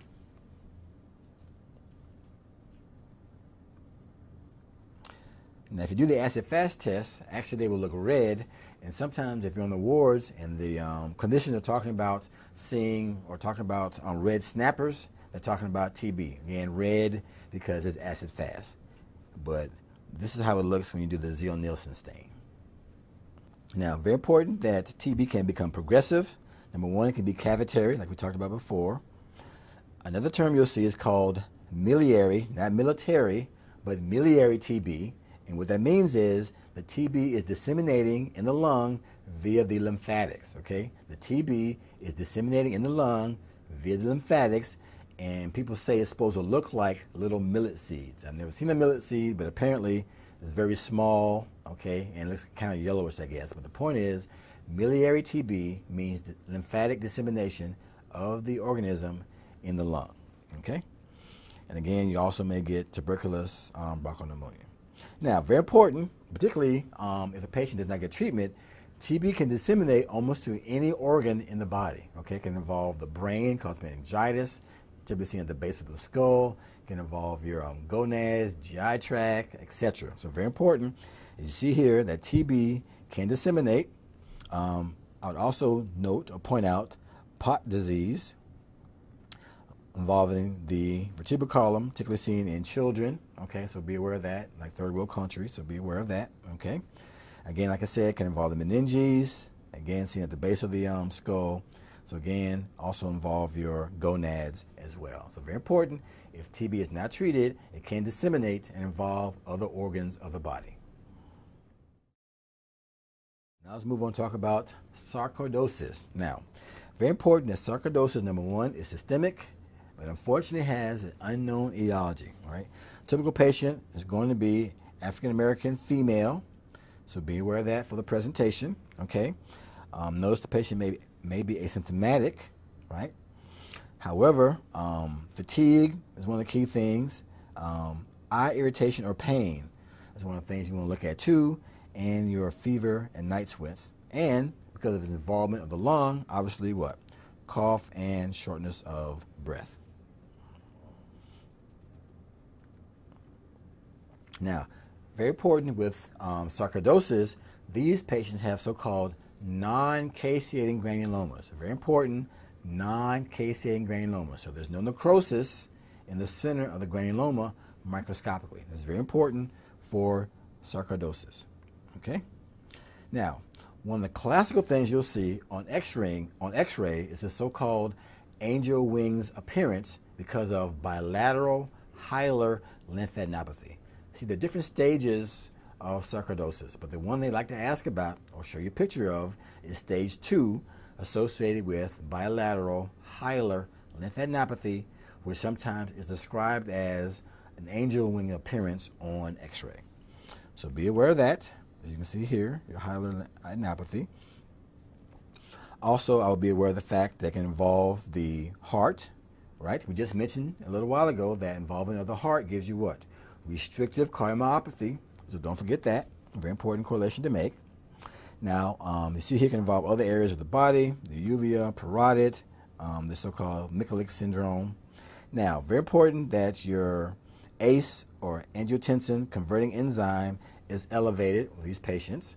Also, the patients will have hypercalcemia. So calcium levels also will be elevated. So those are two important lab studies to make. Again, here's your X-ray and your bilateral hilar lymphadenopathy, which gives you your angel wing appearance. Now, very important, when you look at the granuloma, you want to look for the so-called Schaumann bodies, which are small round calcifications, and these asteroid bodies, which are little stellate lesions engulfed by giant cells, because these will help you differentiate non-caseating granulomas from sarcoid versus granulomas caused by parasitic infection or fungal infection, okay, or other types, or like foreign body involvement. So very important, if it's a non-caseating granuloma and has a Schaumann body or the asteroid body, you're talking about sarcoidosis. Now, we say it's a diagnosis of exclusion. What does that mean? It means is you see the non-caseating granuloma and you rule out other things like fungal and parasitic infection. So you do all these stains, all these other workup, they all come back negative, then you say you have non-caseating granulomas consistent with sarcoidosis. And of course, the patient being African American female will help you with that, as well as them having increase in ACE levels and hypercalcemia. Now next, we want to talk about obstructive versus restrictive lung disease, again comparing the two different types because they will ask you questions on the step exam in that reference.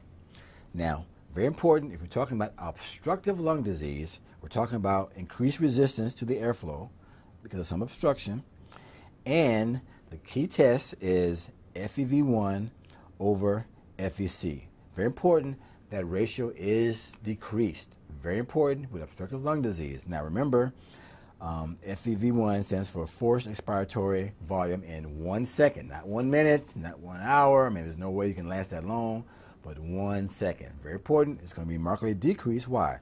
Because of the obstruction of the airways. That's very important. So our 4 classic types we're going to talk about: asthma, chronic bronchitis, emphysema, and bronchiectasis. We're going to compare and contrast.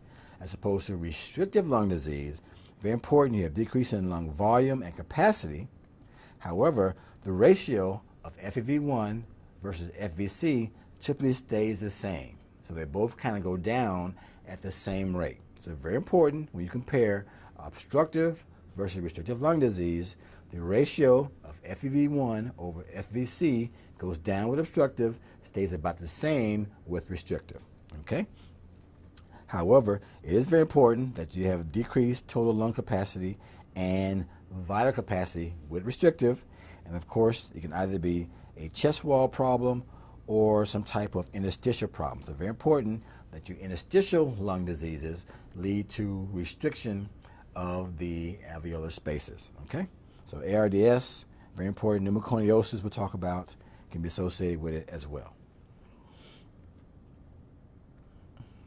Now, again, like I said before, if it's obstructive lung disease, decrease in your FEV1, it's going to be markedly decreased, okay? And again, the ratio is going to be decreased as well, as opposed to with restrictive, FEV1 again will be decreased, but also you get more decreased of your FVC, which leads to an increased or normal ratio. So very important, decrease with obstructive, normal with restrictive, okay? And also notice, of course, with restricted, like I said before, your residual capacity and volume will be decreased as well. Now, let's talk about our obstructive pulmonary diseases. A classical one they like to ask questions about on the step is chronic bronchitis. Now, very important, typical patient is going to be a male, he's going to be obese.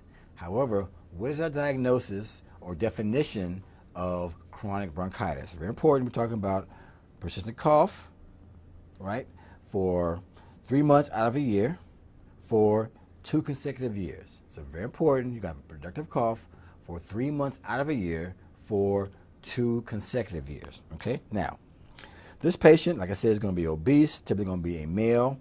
Very important, he's going to be cyanotic, okay? He's also going to have hypoxia. And we call these patients so-called blue bloaters because they're cyanotic and they kind of breathe like this. So again, typically going to be a male, and they have a condition called hypercapnia. They're going to have high PCO2 and low PO2 when you do the arterial blood gas. Very important. Okay? Now, what's happening? They have obstruction because these patients get mucus plugs secondary to hypertrophy and hyperplasia of the mucus glands.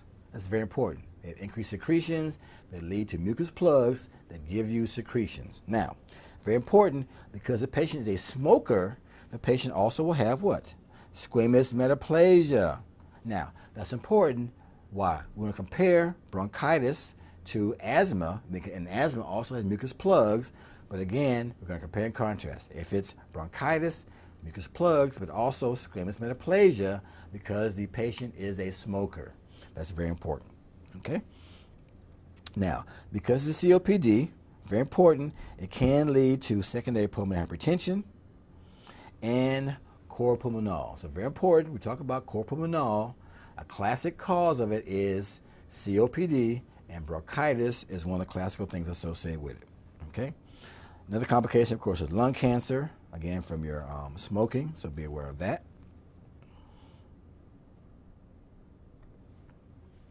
Now, with emphysema, we call these patients the so-called pink puffers because they have oxygen.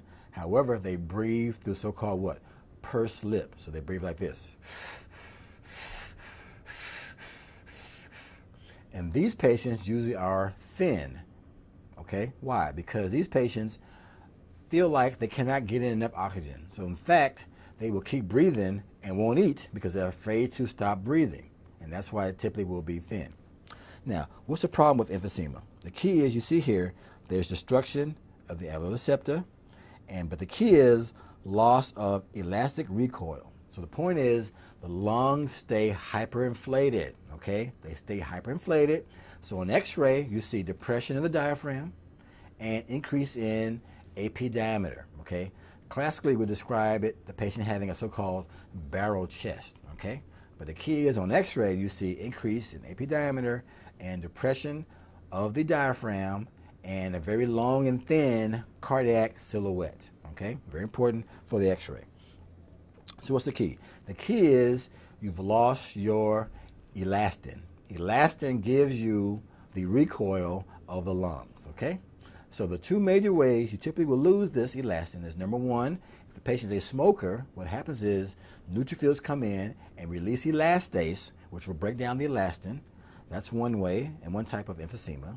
The other one they like to ask about on exams is this alpha-1 antitrypsin deficiency, because alpha-1 antitrypsin is a enzyme that breaks down elastase, okay? So if you don't have the enzyme, it allows elastase to hang around and destroy the elastin, and therefore giving you the hyperinflated lungs, okay? So that's very important for the step. So like I said, the lungs will be overinflated and enlarged. Very important, you sometimes can get the formation of these blebs and bulla with the central acinar type, but very important that they're going to be hyperinflated. Now, like I said, these patients have progressive dyspnea. So very important, if the patient has dyspnea, it's got to be emphysema. Again, breathe through the pursed lips. Again, your barrel chest because of increased AP diameter. And weight loss, because like I said, these patients are afraid to eat because they don't want to stop breathing. Now, very important, we look at the two different types of emphysema. The two major ones are central lobular and panlobular. Very important, central lobular is most common and associated with smoking and typically seen in the upper lobes, as opposed to the panlobular associated with your alpha-1 antitrypsin deficiency, very important, and more commonly seen or worse in the lower lobes. Now, with the alpha-1 antitrypsin deficiency, it's very important that this problem is on chromosome 14, and the abnormal gene is called PIZZ, P-I-Z-Z. So big P, little I, and then big Z, big Z. It's actually a codominant gene. The normal gene is called PIM, big P, little I, and big M, big M, okay? Now, it's actually a misnomer. You don't actually have a deficiency of the alpha-1 antitrypsin. The problem is you cannot get it to the lungs. Now, remember, all protein is made where? In Mr. Liver. So Mr. Liver can make the protein, but the liver cannot transport it out to get to the lung. So the problem is they have the deficiency in the lung, so the elastase hangs around, give you emphysema. Now, because it stays in the liver, what happens is it becomes toxic, causes damages to the hepatocytes, leading to cirrhosis. So a classic presentation of alpha-1 antitrypsin deficiency on the exam is a patient with emphysema and cirrhosis. Here's a picture showing you central lobular emphysema. See how it's kind of patchy? So you can see the different areas of the alveolar spaces that are dilated, okay, as well as getting destruction of the septa. That's very important, okay. Now let's move on then and talk about asthma. Now with asthma, it's very important that we're talking about, again, mucus plugs, but also bronchospasms leading to bronchoconstriction, which gives you the wheezing. So you think about the wheezing as air moving through narrowed spaces. Air moving through narrowed spaces. Your two major types are extrinsic and intrinsic. The one we typically talk about is extrinsic, associated with your type 1 hypersensitivity. So again, we're talking about mast cells causing degranulation, give you the bronchoconstriction. Again, eosinophils coming in, causing tissue damage. Now, very important that this type can be associated with things like pollen is the most classic thing, of course. Again, moles, dust, all those kind of things also can be associated with it as well. So again, with your type 1, the key is associated with your intrinsic type is associated with type 1 hypersensitivity. That's very important to remember. Now, the intrinsic type, the key is the association with things like viral infection, stress, can be exercise-induced, cold-induced, or associated with aspirin. So very important. If it's intrinsic, it's going to be associated with these mechanisms. Now, very important, like with asthma, again, they're going to present with wheezing, again, coughing, again, because of the mucus plugs. And of course, status asthmaticus is a very acute and sometimes can be a fatal problem where you have very significant bronchoconstriction and the patient really has problems with airways. Now, very important, if you look at the sputum and the mucus plugs, you see these Kirschmann spirals. So that's one thing they'll talk to you about on the step, twisted mucus plugs. Also, the so-called Charcot-Leyden crystals associated with eosinophils, membrane protein. Again, of course, you will see eosinophils. Now, like I said, you get mucus plugs, just like you do with your chronic bronchitis. However, because now the patient is not a smoker, you're not going to see squamous metaplasia. However, you will see hypertrophy of these smooth muscle cells that line the bronchi because of the repeated episodes of bronchoconstriction. So that's very important. Okay, you can see that here. As well as you will get some hypertrophy of the mucus glands with goblet cell hyperplasia. Again, that will give you your mucus plugs. Okay, so again, they do give mucus plugs like bronchitis. However, the other thing you want to look for morphologically are the Kirschmann spirals, Charcot-Leyden crystals, and hypertrophy of the smooth muscle wall of the bronchi. Now, for bronchiectasis, the key is, remember I said, ectasis means dilatation. So we're talking about dilatation of the bronchi and bronchioles. That's very important. Now, why is it doing that? The key is you're getting obstruction, either from a foreign body or from a tumor, okay? And what happens is, to try to compensate for the obstruction, the bronchi dilate distal to the obstruction. Very important. It's dilating distal to the obstruction, trying to get air past the obstruction into the lung parenchyma. That's very important. So, again, this patient may be an alcoholic because, like I said before, alcoholics like to aspirate because of decrease in gag reflex. So be aware of that. Now, what you'll notice is these patients get this so-called necrotizing inflammation. So these patients also may present with foul-smelling sputum. Okay, so very important on the exam, if a patient presents with foul-smelling sputum, one of your differentials is going to be bronchiectasis. The other one could be our lung abscess because, again, as the abscess kind of festers, it sits there and ferments, anaerobes take over, then you cough it up, very foul-smelling. That's very important. Now, very important, these patients get recurrent pneumonia, again, because bacteria get trapped behind the obstruction. Also, because these patients have problems with the cilia, okay? And you see here, there's a condition they love to ask about called Cartaginer syndrome. Okay, now Cartaginer syndrome is a triad associated with bronchiectasis, sinusitis, and situs inversus. Okay, the problem is the cilia cannot move. Okay, and because of that, you cannot remove bacteria or the foreign objects.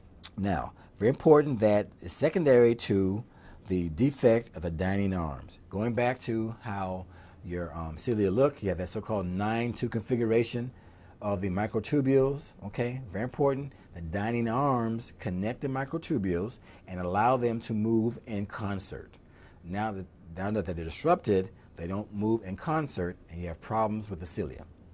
So that gives you bronchiectasis, sinusitis. Now, situs inversus, what is that? That means all the organs are switched. It means that the liver is on the left, stomach is on the right, etc. And the key is, again, going back to embryo, originally the stomach is on the right and the liver is on the left. However, what happens? Cilia move the tissue to the opposite side. But now, because the cilia do not work, the stomach stays on the right, the liver stays on the left, and that's why you get sinus inversus, okay? Now, sometimes in your reading, they may not say sinus inversus, they may say dextrocardia, but all that means is the heart is switched. But sinus inversus means all the organs are switched, okay? So that's very important to remember.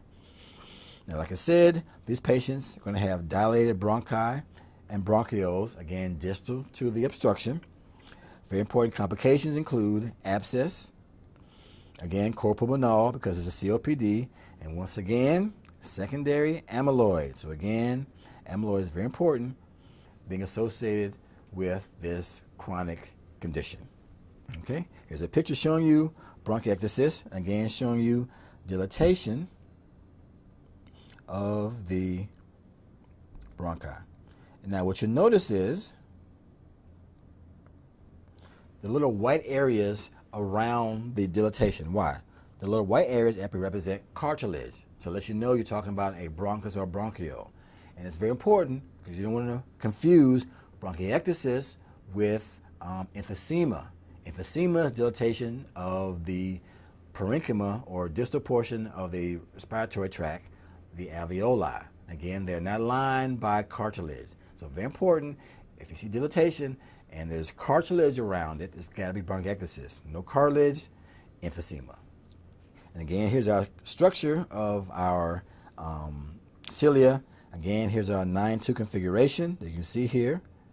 There's 1, 2, 3, 4, 5, 6, 7, 8, 9. I can still count. Very good. And again, the 2 in the center. So here are our dining arms that you can see that connect the microtubules together. Okay, so they're the bad guys, they're the problem. If they get disrupted, the microtubules will not move in concert and they give you the cartilaginous syndrome. Also be aware that cystic fibrosis is a congenital form of bronchiectasis, also associated with cartilaginous syndrome. The key is with your cystic fibrosis, you get very thick mucus plugs that again gives you the dilatation of the bronchi and bronchiole. So be aware of that.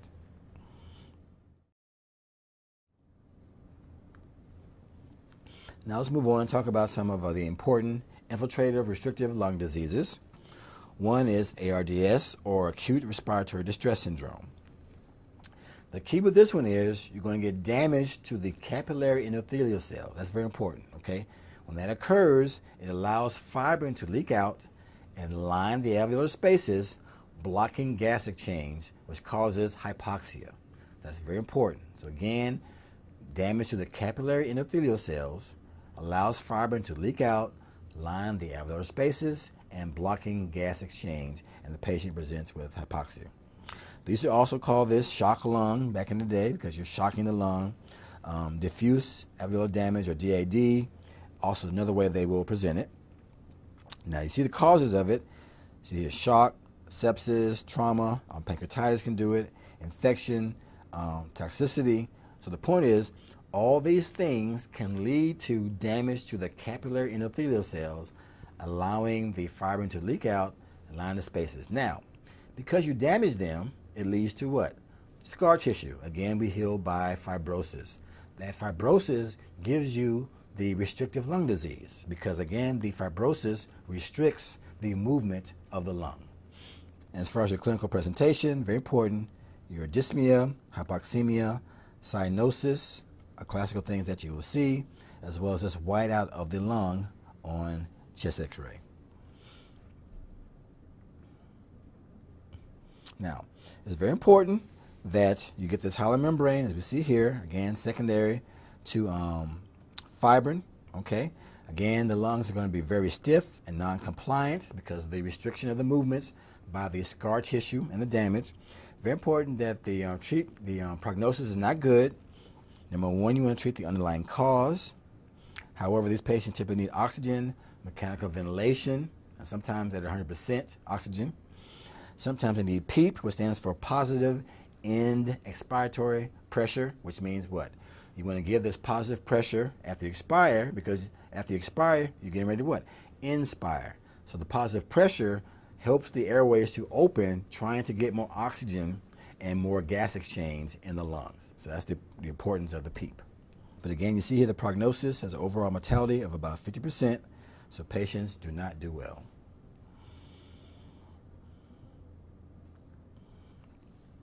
Now, very important, we compare the adult type to the respiratory distress syndrome seen in newborns, okay? Now, also called hyaline membrane disease, okay?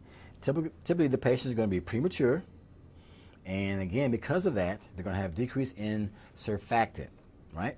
Now, we need surfactant because you need that to decrease the surface tension, okay? Now, if you don't have the surfactant, you have increase in surface tension. That increase in tension, again, will damage the capillary endothelial cells, allowing fibrin to leak out, line the spaces, and again, blocking gas exchange. So whether you're talking about the adult or the newborn type of respiratory distress syndrome, in both cases, the problem is damage to the capillary endothelial cells, allowing fibrin to leak out, line the space, and block gas exchange. Now, the other name for this we said was hyaline membrane disease, because before we knew what the protein was, now we know it's fibrin. But before we knew what it was, if we saw a substance and it was pink, proteinaceous, amorphous, we just slapped the name hyaline on it, okay? So that's where the name hyaline membrane disease comes from. But now we know it's actually fibrin. So that's what you want to be aware of. Very important, these patients can have this so-called increased respiratory effort, tachypnea, nasal flaring at birth, so be aware of that as far as the clinical presentation. Now, also very important to note, they have this so-called ground glass appearance on x-ray, okay? Now, very important that the normal lecithin to sphingomyelin ratio is 2:1, typically going to be less than 2, which is why you have decrease in your surfactant, okay? And again, this will lead to your decrease in surfactant and your decrease in surface tension.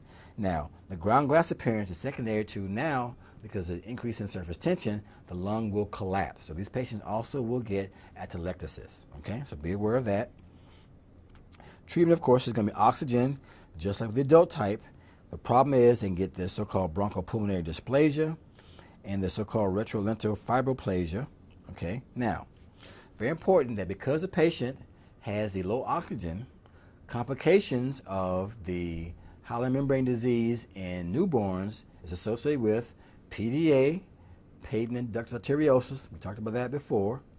It also can cause NEC, or necrotizing enterocolitis, in premature infants, and also can be associated with intracerebral hemorrhage at the germinal matrix, because the germinal matrix in the brain in infants, premature infants, is very susceptible to hypoxia. So very important that if an infant does get respiratory distress syndrome, they predispose to PDA, NEC, and hemorrhage at the germinal matrix. Now let's move on and talk about our so-called pneumocardiosis. Now, pneumocardiosis means that you're inhaling some type of substance, okay, and typically seen in the patient who works in some type of factory or some type of major industry, okay? So you inhale some type of substance causing restrictive lung disease. That's very important. So we're going to compare and contrast the different things the patient can inhale that can cause the disease process, okay? So the point is you inhale the substance, okay, and the key is initially you get a so-called alveolitis inflammation, and that's repaired by or replaced by scar tissue. So very important that these patients will get fibrosis or scar tissue involving the lungs secondary to this inhalation of the substance. Okay. Very important, the typical size is less than 10 microns, because it's got to be able to escape your defenses, right? So very important that typically going to be less than 10 microns. I would be aware of that. They could ask that as an environmental question. Okay. Now, one of the major ones that sometimes they'll talk about is so-called coal workers pneumocardiosis, and obviously we're talking about someone working in a coal mine, obviously. Okay. Now, as far as the different stages, what you remember is one is anthracosis, And the key with this one is all you're going to see is pigment of the hilar lymph nodes, right? Pigmentation of the hilar lymph nodes, but otherwise the patient usually is asymptomatic. So this is early in the disease process, okay? So again, carbon pigmentation. As it progresses, okay, you're starting to get inflammation and starting to get lesions that you can see inside the lung, and the patient will present with a classical black lung. So it's a classic picture they can show you on the step. They show you a black lung. Think about coal workers' pneumoconiosis, okay? However, if it progresses and becomes complicated, the patient may present with progressive massive fibrosis, or so-called honeycomb lung. We have these large areas of fibrosis and these little holes in the center, look like a honeycomb pattern, and typically is associated with end-stage lung disease, okay? So be aware of that. The other thing to be aware of, they will ask you on the step, is this so-called Kaplan syndrome. So what do you mean when we say that? We're talking about a pneumoconiosis plus rheumatoid arthritis. So very important, if the patient has a pneumoconiosis plus rheumatoid arthritis, they will present with Kaplan syndrome. So be aware of that. Now, the next disease we're going to talk about is called asbestosis. Now, this disorder classically was seen in patients who work with old insulators, because asbestosis was seen in insulation. However, nowadays, the classic presentation is going to be a patient who is a shipyard worker, or maybe a patient who works with brake lining. But they like to ask questions about the patient being a shipyard worker. Now, as you see here, there are two major types of asbestos fibers, very important. The serpentine type, very important, is curved and flexible. Because of that, it can be removed by the body from coughing, cilia, etc. However, the one that's pathogenic, the one you got to worry about, is the amphibole type, because it's straight. And what happens is you breathe it in, it goes down the lung and sticks, and it's very hard or difficult for the patient to remove it. So that's what you want to remember. And that's why it's more pathogenic and associated with mesotheliomas and other things we'll talk about. Now, very important that you get interstitial fibrosis, but more severe in the lower lobes. And in fact, these patients actually will get fibrous or plaques of the pleural. So they get pleural plaques, okay, very important, because it goes down to the lower portions of the lung. That's very important. Again, they get these so-called asbestos bodies.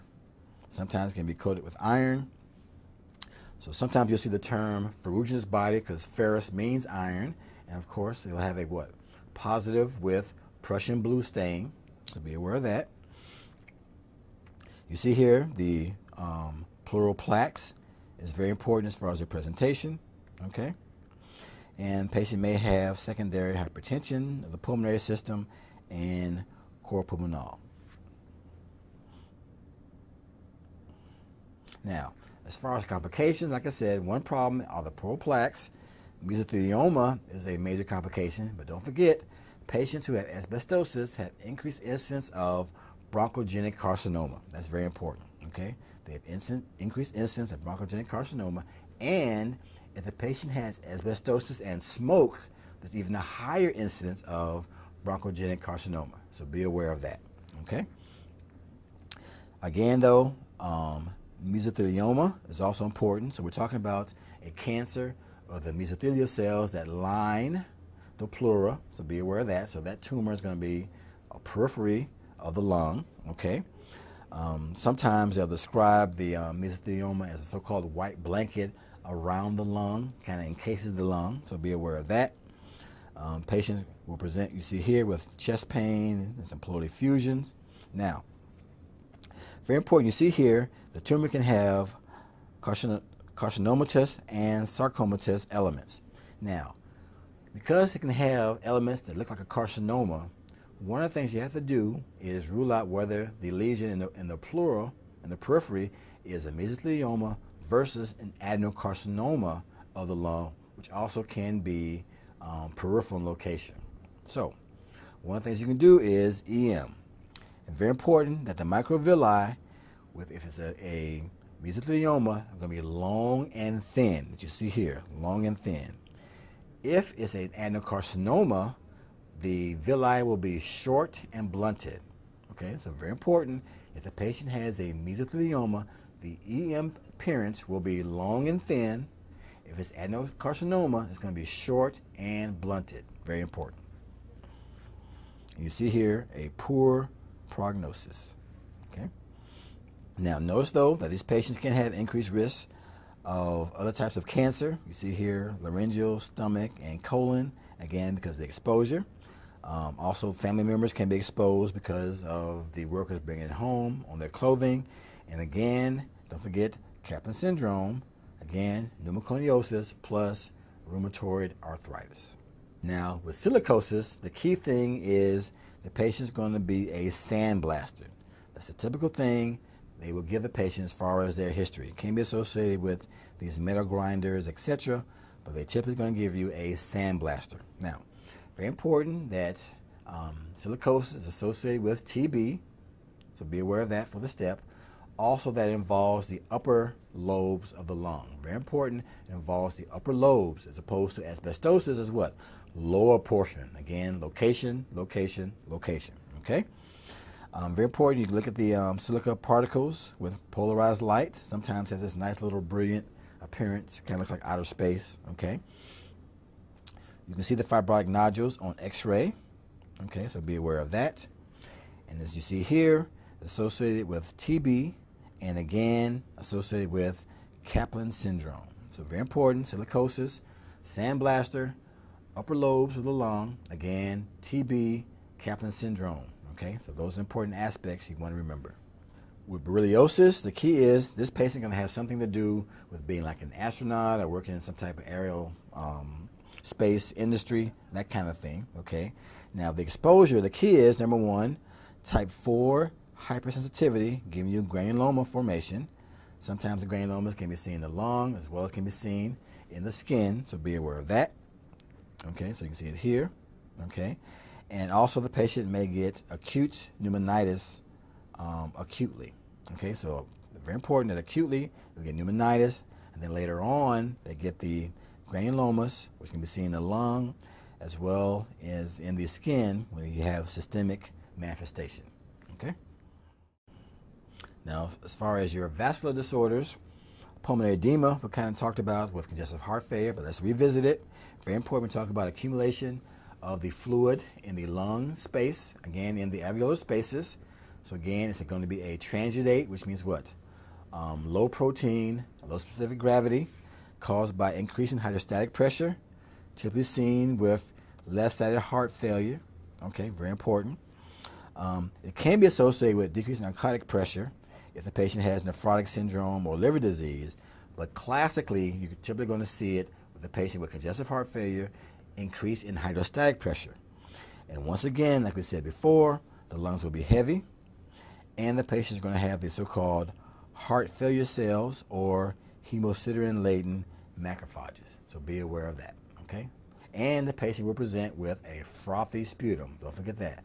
They will present with a frothy sputum.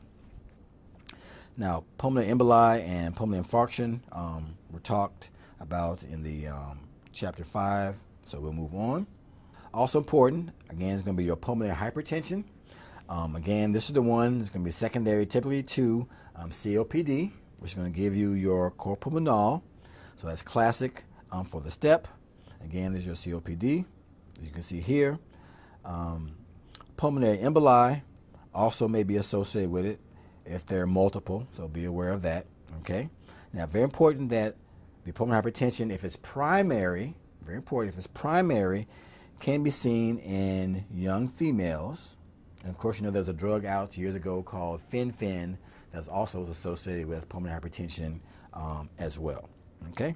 So now, very important that in this case, the hypertension can lead to atherosclerosis of the pulmonary artery, just like you get atherosclerosis with systemic hypertension, so be aware of that, okay? And again, can lead to intimal fibrosis, as well as lead to right ventricular hypertrophy and failure. So again, when the patient has pulmonary hypertension and they present with cor pulmonale, all the manifestations are going to be on the right side of the heart and going to have systemic manifestations. Again, JVD, pitting edema of the lower extremities, and congestion of the liver, spleen, and kidneys. Now let's move on to pulmonary neoplasm. Of course, a big category is bronchogenic carcinoma. Now, understand bronchogenic carcinoma is an umbrella term. There are different types of bronchogenic carcinoma. So the point is, bronchogenic carcinoma is not an entity unto itself. It's just an umbrella term for different types of cancers that arise from the bronchus or that region of the lung. So be aware of that, okay? Very important, it's the most common cause of death in males and females, secondary to cancer, right? We know that the most common cancer in males is prostate and in females is breast, but the most common cause of death in both males and females is bronchogenic carcinoma. Very important for the step. Of course, you see here increasing in females because they're starting to smoke a lot more. Typically, the patient's going to be older. Now, very important, as far as the risk factors, of course, smoking is a big one because smoking causes squamous metaplasia, leads to squamous cell carcinoma, right? However, very important, occupational exposure, asbestosis, like we just mentioned, associated with it. Radon, heavy metals can be associated with it. Radiation is very important, associated with your bronchogenic carcinoma as well. Now, like we mentioned before, again, pneumoconiosis, like your asbestosis, can be associated with it. Okay. Now, as far as your common genetic mutations of the bronchogenic carcinoma, of course, your oncogenes are important. KRAS associated with adenocarcinomas can be seen. LMIC associated with small cell carcinomas. Now, also mutations of your tumor suppressor genes like p53 and retinoblastoma gene are also associated with the bronchogenic carcinoma. Now, as far as your clinical manifestations, of course, things like chest pain, weight loss, hemoptysis, very important. You see here, dyspnea can be seen too, but don't forget, like I said, the weight loss, chest pain, hemoptysis, and again, hemoptysis means you're coughing up blood, which means it's got to be a lung origin. That's what you want to remember for the step. Also, don't forget that if the lesion obstructs the bronchus, the patient can present with bronchiectasis. They also can present with lung abscess as well as with atelectasis. Now, as far as the different types of bronchogenic carcinoma, one important type is called adenocarcinoma, which means it's made of glands. Very important, the adenocarcinoma is peripheral in location and typically seen in females and non-smokers. Very important. Peripheral location, females and non-smokers. That's what you want to remember. They used to actually call this tumor a scar carcinoma because they thought it would develop in a scar. But very important, females, again, non-smokers is what you remember, and peripheral in location, okay? The bronchoalveolar carcinoma actually is a variant of your adenocarcinoma, which means that the tumor cells will line the bronchioles and the alveolar spaces. That's the important thing with this one. Now, because it does that, okay, the key is on x-ray, it actually can look like an interstitial pneumonitis. It can look like a diffuse interstitial lung disease because of the cells lining the alveolar spaces. So sometimes the patient will be treated for that, won't get better, they finally decide to do a biopsy, and you see these tall columnar cells lining the alveolar spaces. So be aware of that. Now, very important, your squamous cell carcinoma is going to be central location and associated with smoking. Okay, so again, squamous, central, smoking. I'll have the little S sound, so be aware of that. Typically going to be a male. Okay, again, like I said, it's going to be a smoker. And again, the key is the smoking causes squamous metaplasia of the epithelium, which leads to dysplasia, which leads to the carcinoma. That's what you want to remember. Now, very important microscopically, you're going to have the atypical cells. The nuclei are going to be pleomorphic, hyperchromatic. You're going to see mitotic figures. And classically, they love to put your keratin pearls microscopically. So very important, if it's squamous cell carcinoma, look for the keratin pearl microscopically. Okay, very important. Here we have a picture of squamous cell carcinoma. And if you see here, here is our nucleus. That's very atypical. Again, hyperchromatic. Okay, now, what we'll also show is that you can see, use your imagination. Sometimes you have to do that in pathology, believe it or not. Intracellular bridges that you can see here, as well as here, going like that. Okay, so again, telling you it's a very well differentiated squamous cell carcinoma. Now, it's another one, again, a lesion.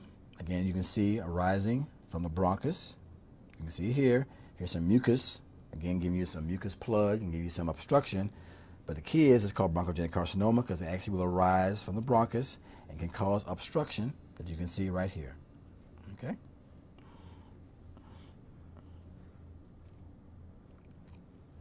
Now, very important we talk about our small cell or oat cell carcinoma. So small cell, like squamous cell, also has a central location. So small cell, squamous cell, central location. That's very important. Also, just like a squamous cell, small cell is associated with smoking. Be aware of that, okay? There it is. Also going to be males. However, unlike squamous cell, it's very aggressive. Usually by the time you diagnose it, it's already started to spread or metastasize. That's very important. We talk about how we treat small cell versus non-small cell carcinoma, okay? Now, very important that this is a neurosecretory or neuroendocrine tumor. Kind of think about small cell carcinoma as a cousin of your carcinoid tumor, okay? Very important associated with perineoplastic syndromes, classically Cushing's. It can secrete ACTH as well as SIADH because of the secretion of ADH. Very important. As opposed to your squamous cell carcinoma, the classic perineoplastic syndrome is going to be hypercalcemia. And in fact, I will tell you this, that hypercalcemia caused by squamous cell carcinoma of the lung is the most common perineoplastic syndrome. Now with your large cell carcinoma, the key thing is obviously going to have large cells, okay, and they're not going to have much differentiation. So that's the key thing, okay? Now, very important as far as the spread of the bronchogenic carcinoma, okay? The key is it can spread through the lymph nodes. You see here, hilar, etc. Again, pleural involvement is going to be adenocarcinoma because it said it's what? Peripheral location. Be aware of that. Now, your Pancoast tumor. Like I said, the Pancoast tumor is a lesion involving the apex, and that lesion can impinge upon the sympathetic ganglion, giving you Horner syndrome, right? Meiosis, ptosis, anhidrosis, right? So very important that Horner syndrome is associated with a tumor in the apex of the lung, okay? Now with superior vena cava syndrome, the key thing is you've got obstruction of the SVC by a mass, and what happens is they're going to have what?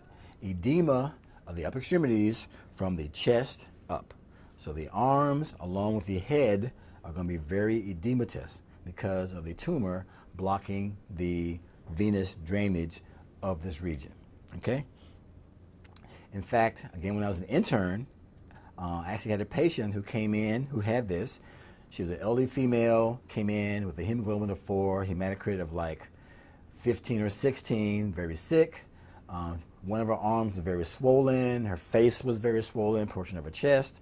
They actually took her to radiology and took her to an area where they did radiation therapy to zap the tumor, try to shrink it, and then took her to the OR to try to remove the tumor from the superior vena cava. Okay? Very important, if you do get obstruction of the esophagus, they can present with dysphagia. The classic thing, of course, with your recurrent laryngeal nerve is going to be hoarseness. And of course, if you damage your phrenic nerve, you're going to have problems with your diaphragm and breathing. Very important. Okay? Now, like I said, you can get different types of perineoplastic syndromes or other complications associated with bronchogenic carcinoma. Okay? One, of course, is metastasis. Now, for some reason, it likes to metastasize to the adrenal glands. That's a classic thing that I'll ask you on the step, is that you get metastasis of the cancer to the adrenal gland and can be associated with adrenocortical insufficiency. So be aware of that. Again, like I said, your SIADH and Cushing syndrome typically caused by your small cell carcinoma, hypercalcemia caused by your squamous cell carcinoma, okay? Eden-Lambert also can be associated with your small cell carcinoma. Acanthosis nigrans just means you have increase in pigment, typically of the skin, classically associated with visceral malignancies like the lung or the GI tract, okay? This hypertrophic pulmonary osteoarthropathy just means you have the bronchogenic carcinoma plus periosteal new bone formation, clubbing of the fingers, and also arthritis. Okay? Now, very important, treatment. If it is a non-small cell carcinoma, i.e. adenocarcinoma or squamous cell carcinoma, treatment is surgery. Okay? You can excise the lesion and feel pretty sure you've gotten rid of all of it after you've done the clinical workup. If it is a old cell carcinoma, treatment is chemotherapy, right, or radiation, because, like I said, by the time you diagnosed it, it's already metastasized or spread. So typically when I get a biopsy of the lung, the clinician mainly wants to know if it's small cell or non-small cell. They really don't care whether it's squamous or adeno if it's non-small cell. They mainly want to know whether it is small cell or non-small cell, because that will determine how they will treat the patient. Now, other pulmonary lesions they might ask you about on bronchial carcinoids. Again, the key is that, again, it's a neural crest cell tumor and typically causes problems by obstruction. It grows in the bronchus as a mass and can cause obstruction of the bronchus, leading to atelectasis and bronchiectasis. Okay? Your laryngeal squamous cell carcinoma, the key thing is going to be smoking and alcohol. Hoarseness is a classic presentation, along with problems with swallowing. And of course, complications are going to entail direct extension to other structures and metastasis. So that's the main thing for your laryngeal squamous cell carcinoma. Now, metastasis is very important. You see here the most common malignant neoplasm of the lung, very important. And if it's metastasis, you will see multiple lesions in the lung. So very important, and typically, if it's a primary neoplasm, you're going to see one single lesion, okay? If it's multiple lesions, always think metastasis, okay? Very important. Typically bilateral as well, so involving both lungs, and be aware of things like breast cancer, gastric carcinoma, cancer of the pancreas, and colon being your common places that will arise from there and then go to the lung, okay? Now, as far as your disease of the pleural cavity, one important thing, of course, is pleural effusion. And pleural effusion, also, we're talking about a transudate, typically. Again, fluid in the pleural cavity. Like I said, typically can be associated with congestive heart failure. Acute pancreatitis may be associated with it as well. In females, there's a thing called MEG syndrome, where you actually can get a right-sided pleural effusion plus ascites and a fibroma of the ovary. So be aware of that. And we will revisit that when we do the female genital tract. Okay. As we mentioned before, empyema means pus in the pleural space. Now, chylothorax means now you're talking about chylous fluid into the space secondary to a problem with your thoracic duct. Either there's obstruction or you have damage to the thoracic duct. And it's going to have this kind of milky like appearance, okay? So it's not going to be clear like your typical effusion, so it's very important, okay? Now, pneumothorax means air in the pleural cavity. Now, very important. One of the key things that you might see on the exam is the so-called spontaneous pneumothorax, typically seen in young males. What happens is they get this congenital subpleural bleb, and it can rupture, leading to sudden onset of chest pain. That's a classic thing for the step exam. The other important thing is the so-called tension pneumothorax, which means is air gets in the pleural space but cannot escape, okay? And because of that, when you have a tension pneumothorax, the mediastinum will do what? Shift away from the collapse. Because the point is, the neurothorax will cause collapse of the lung. And because it's under tension, the mediastinum will shift away from the collapse. So very important, if you have obstructive / resorptive atelectasis, the mediastinum shifts toward the collapse. If you have a tension pneumothorax, the mediastinum shifts away from the collapse. Very important for the step. Now, like we mentioned before, our mesothelioma typically associated with asbestosis exposure. Very important that the patient will present with dyspnea, chest pain. Again, the tumor will encase the lung.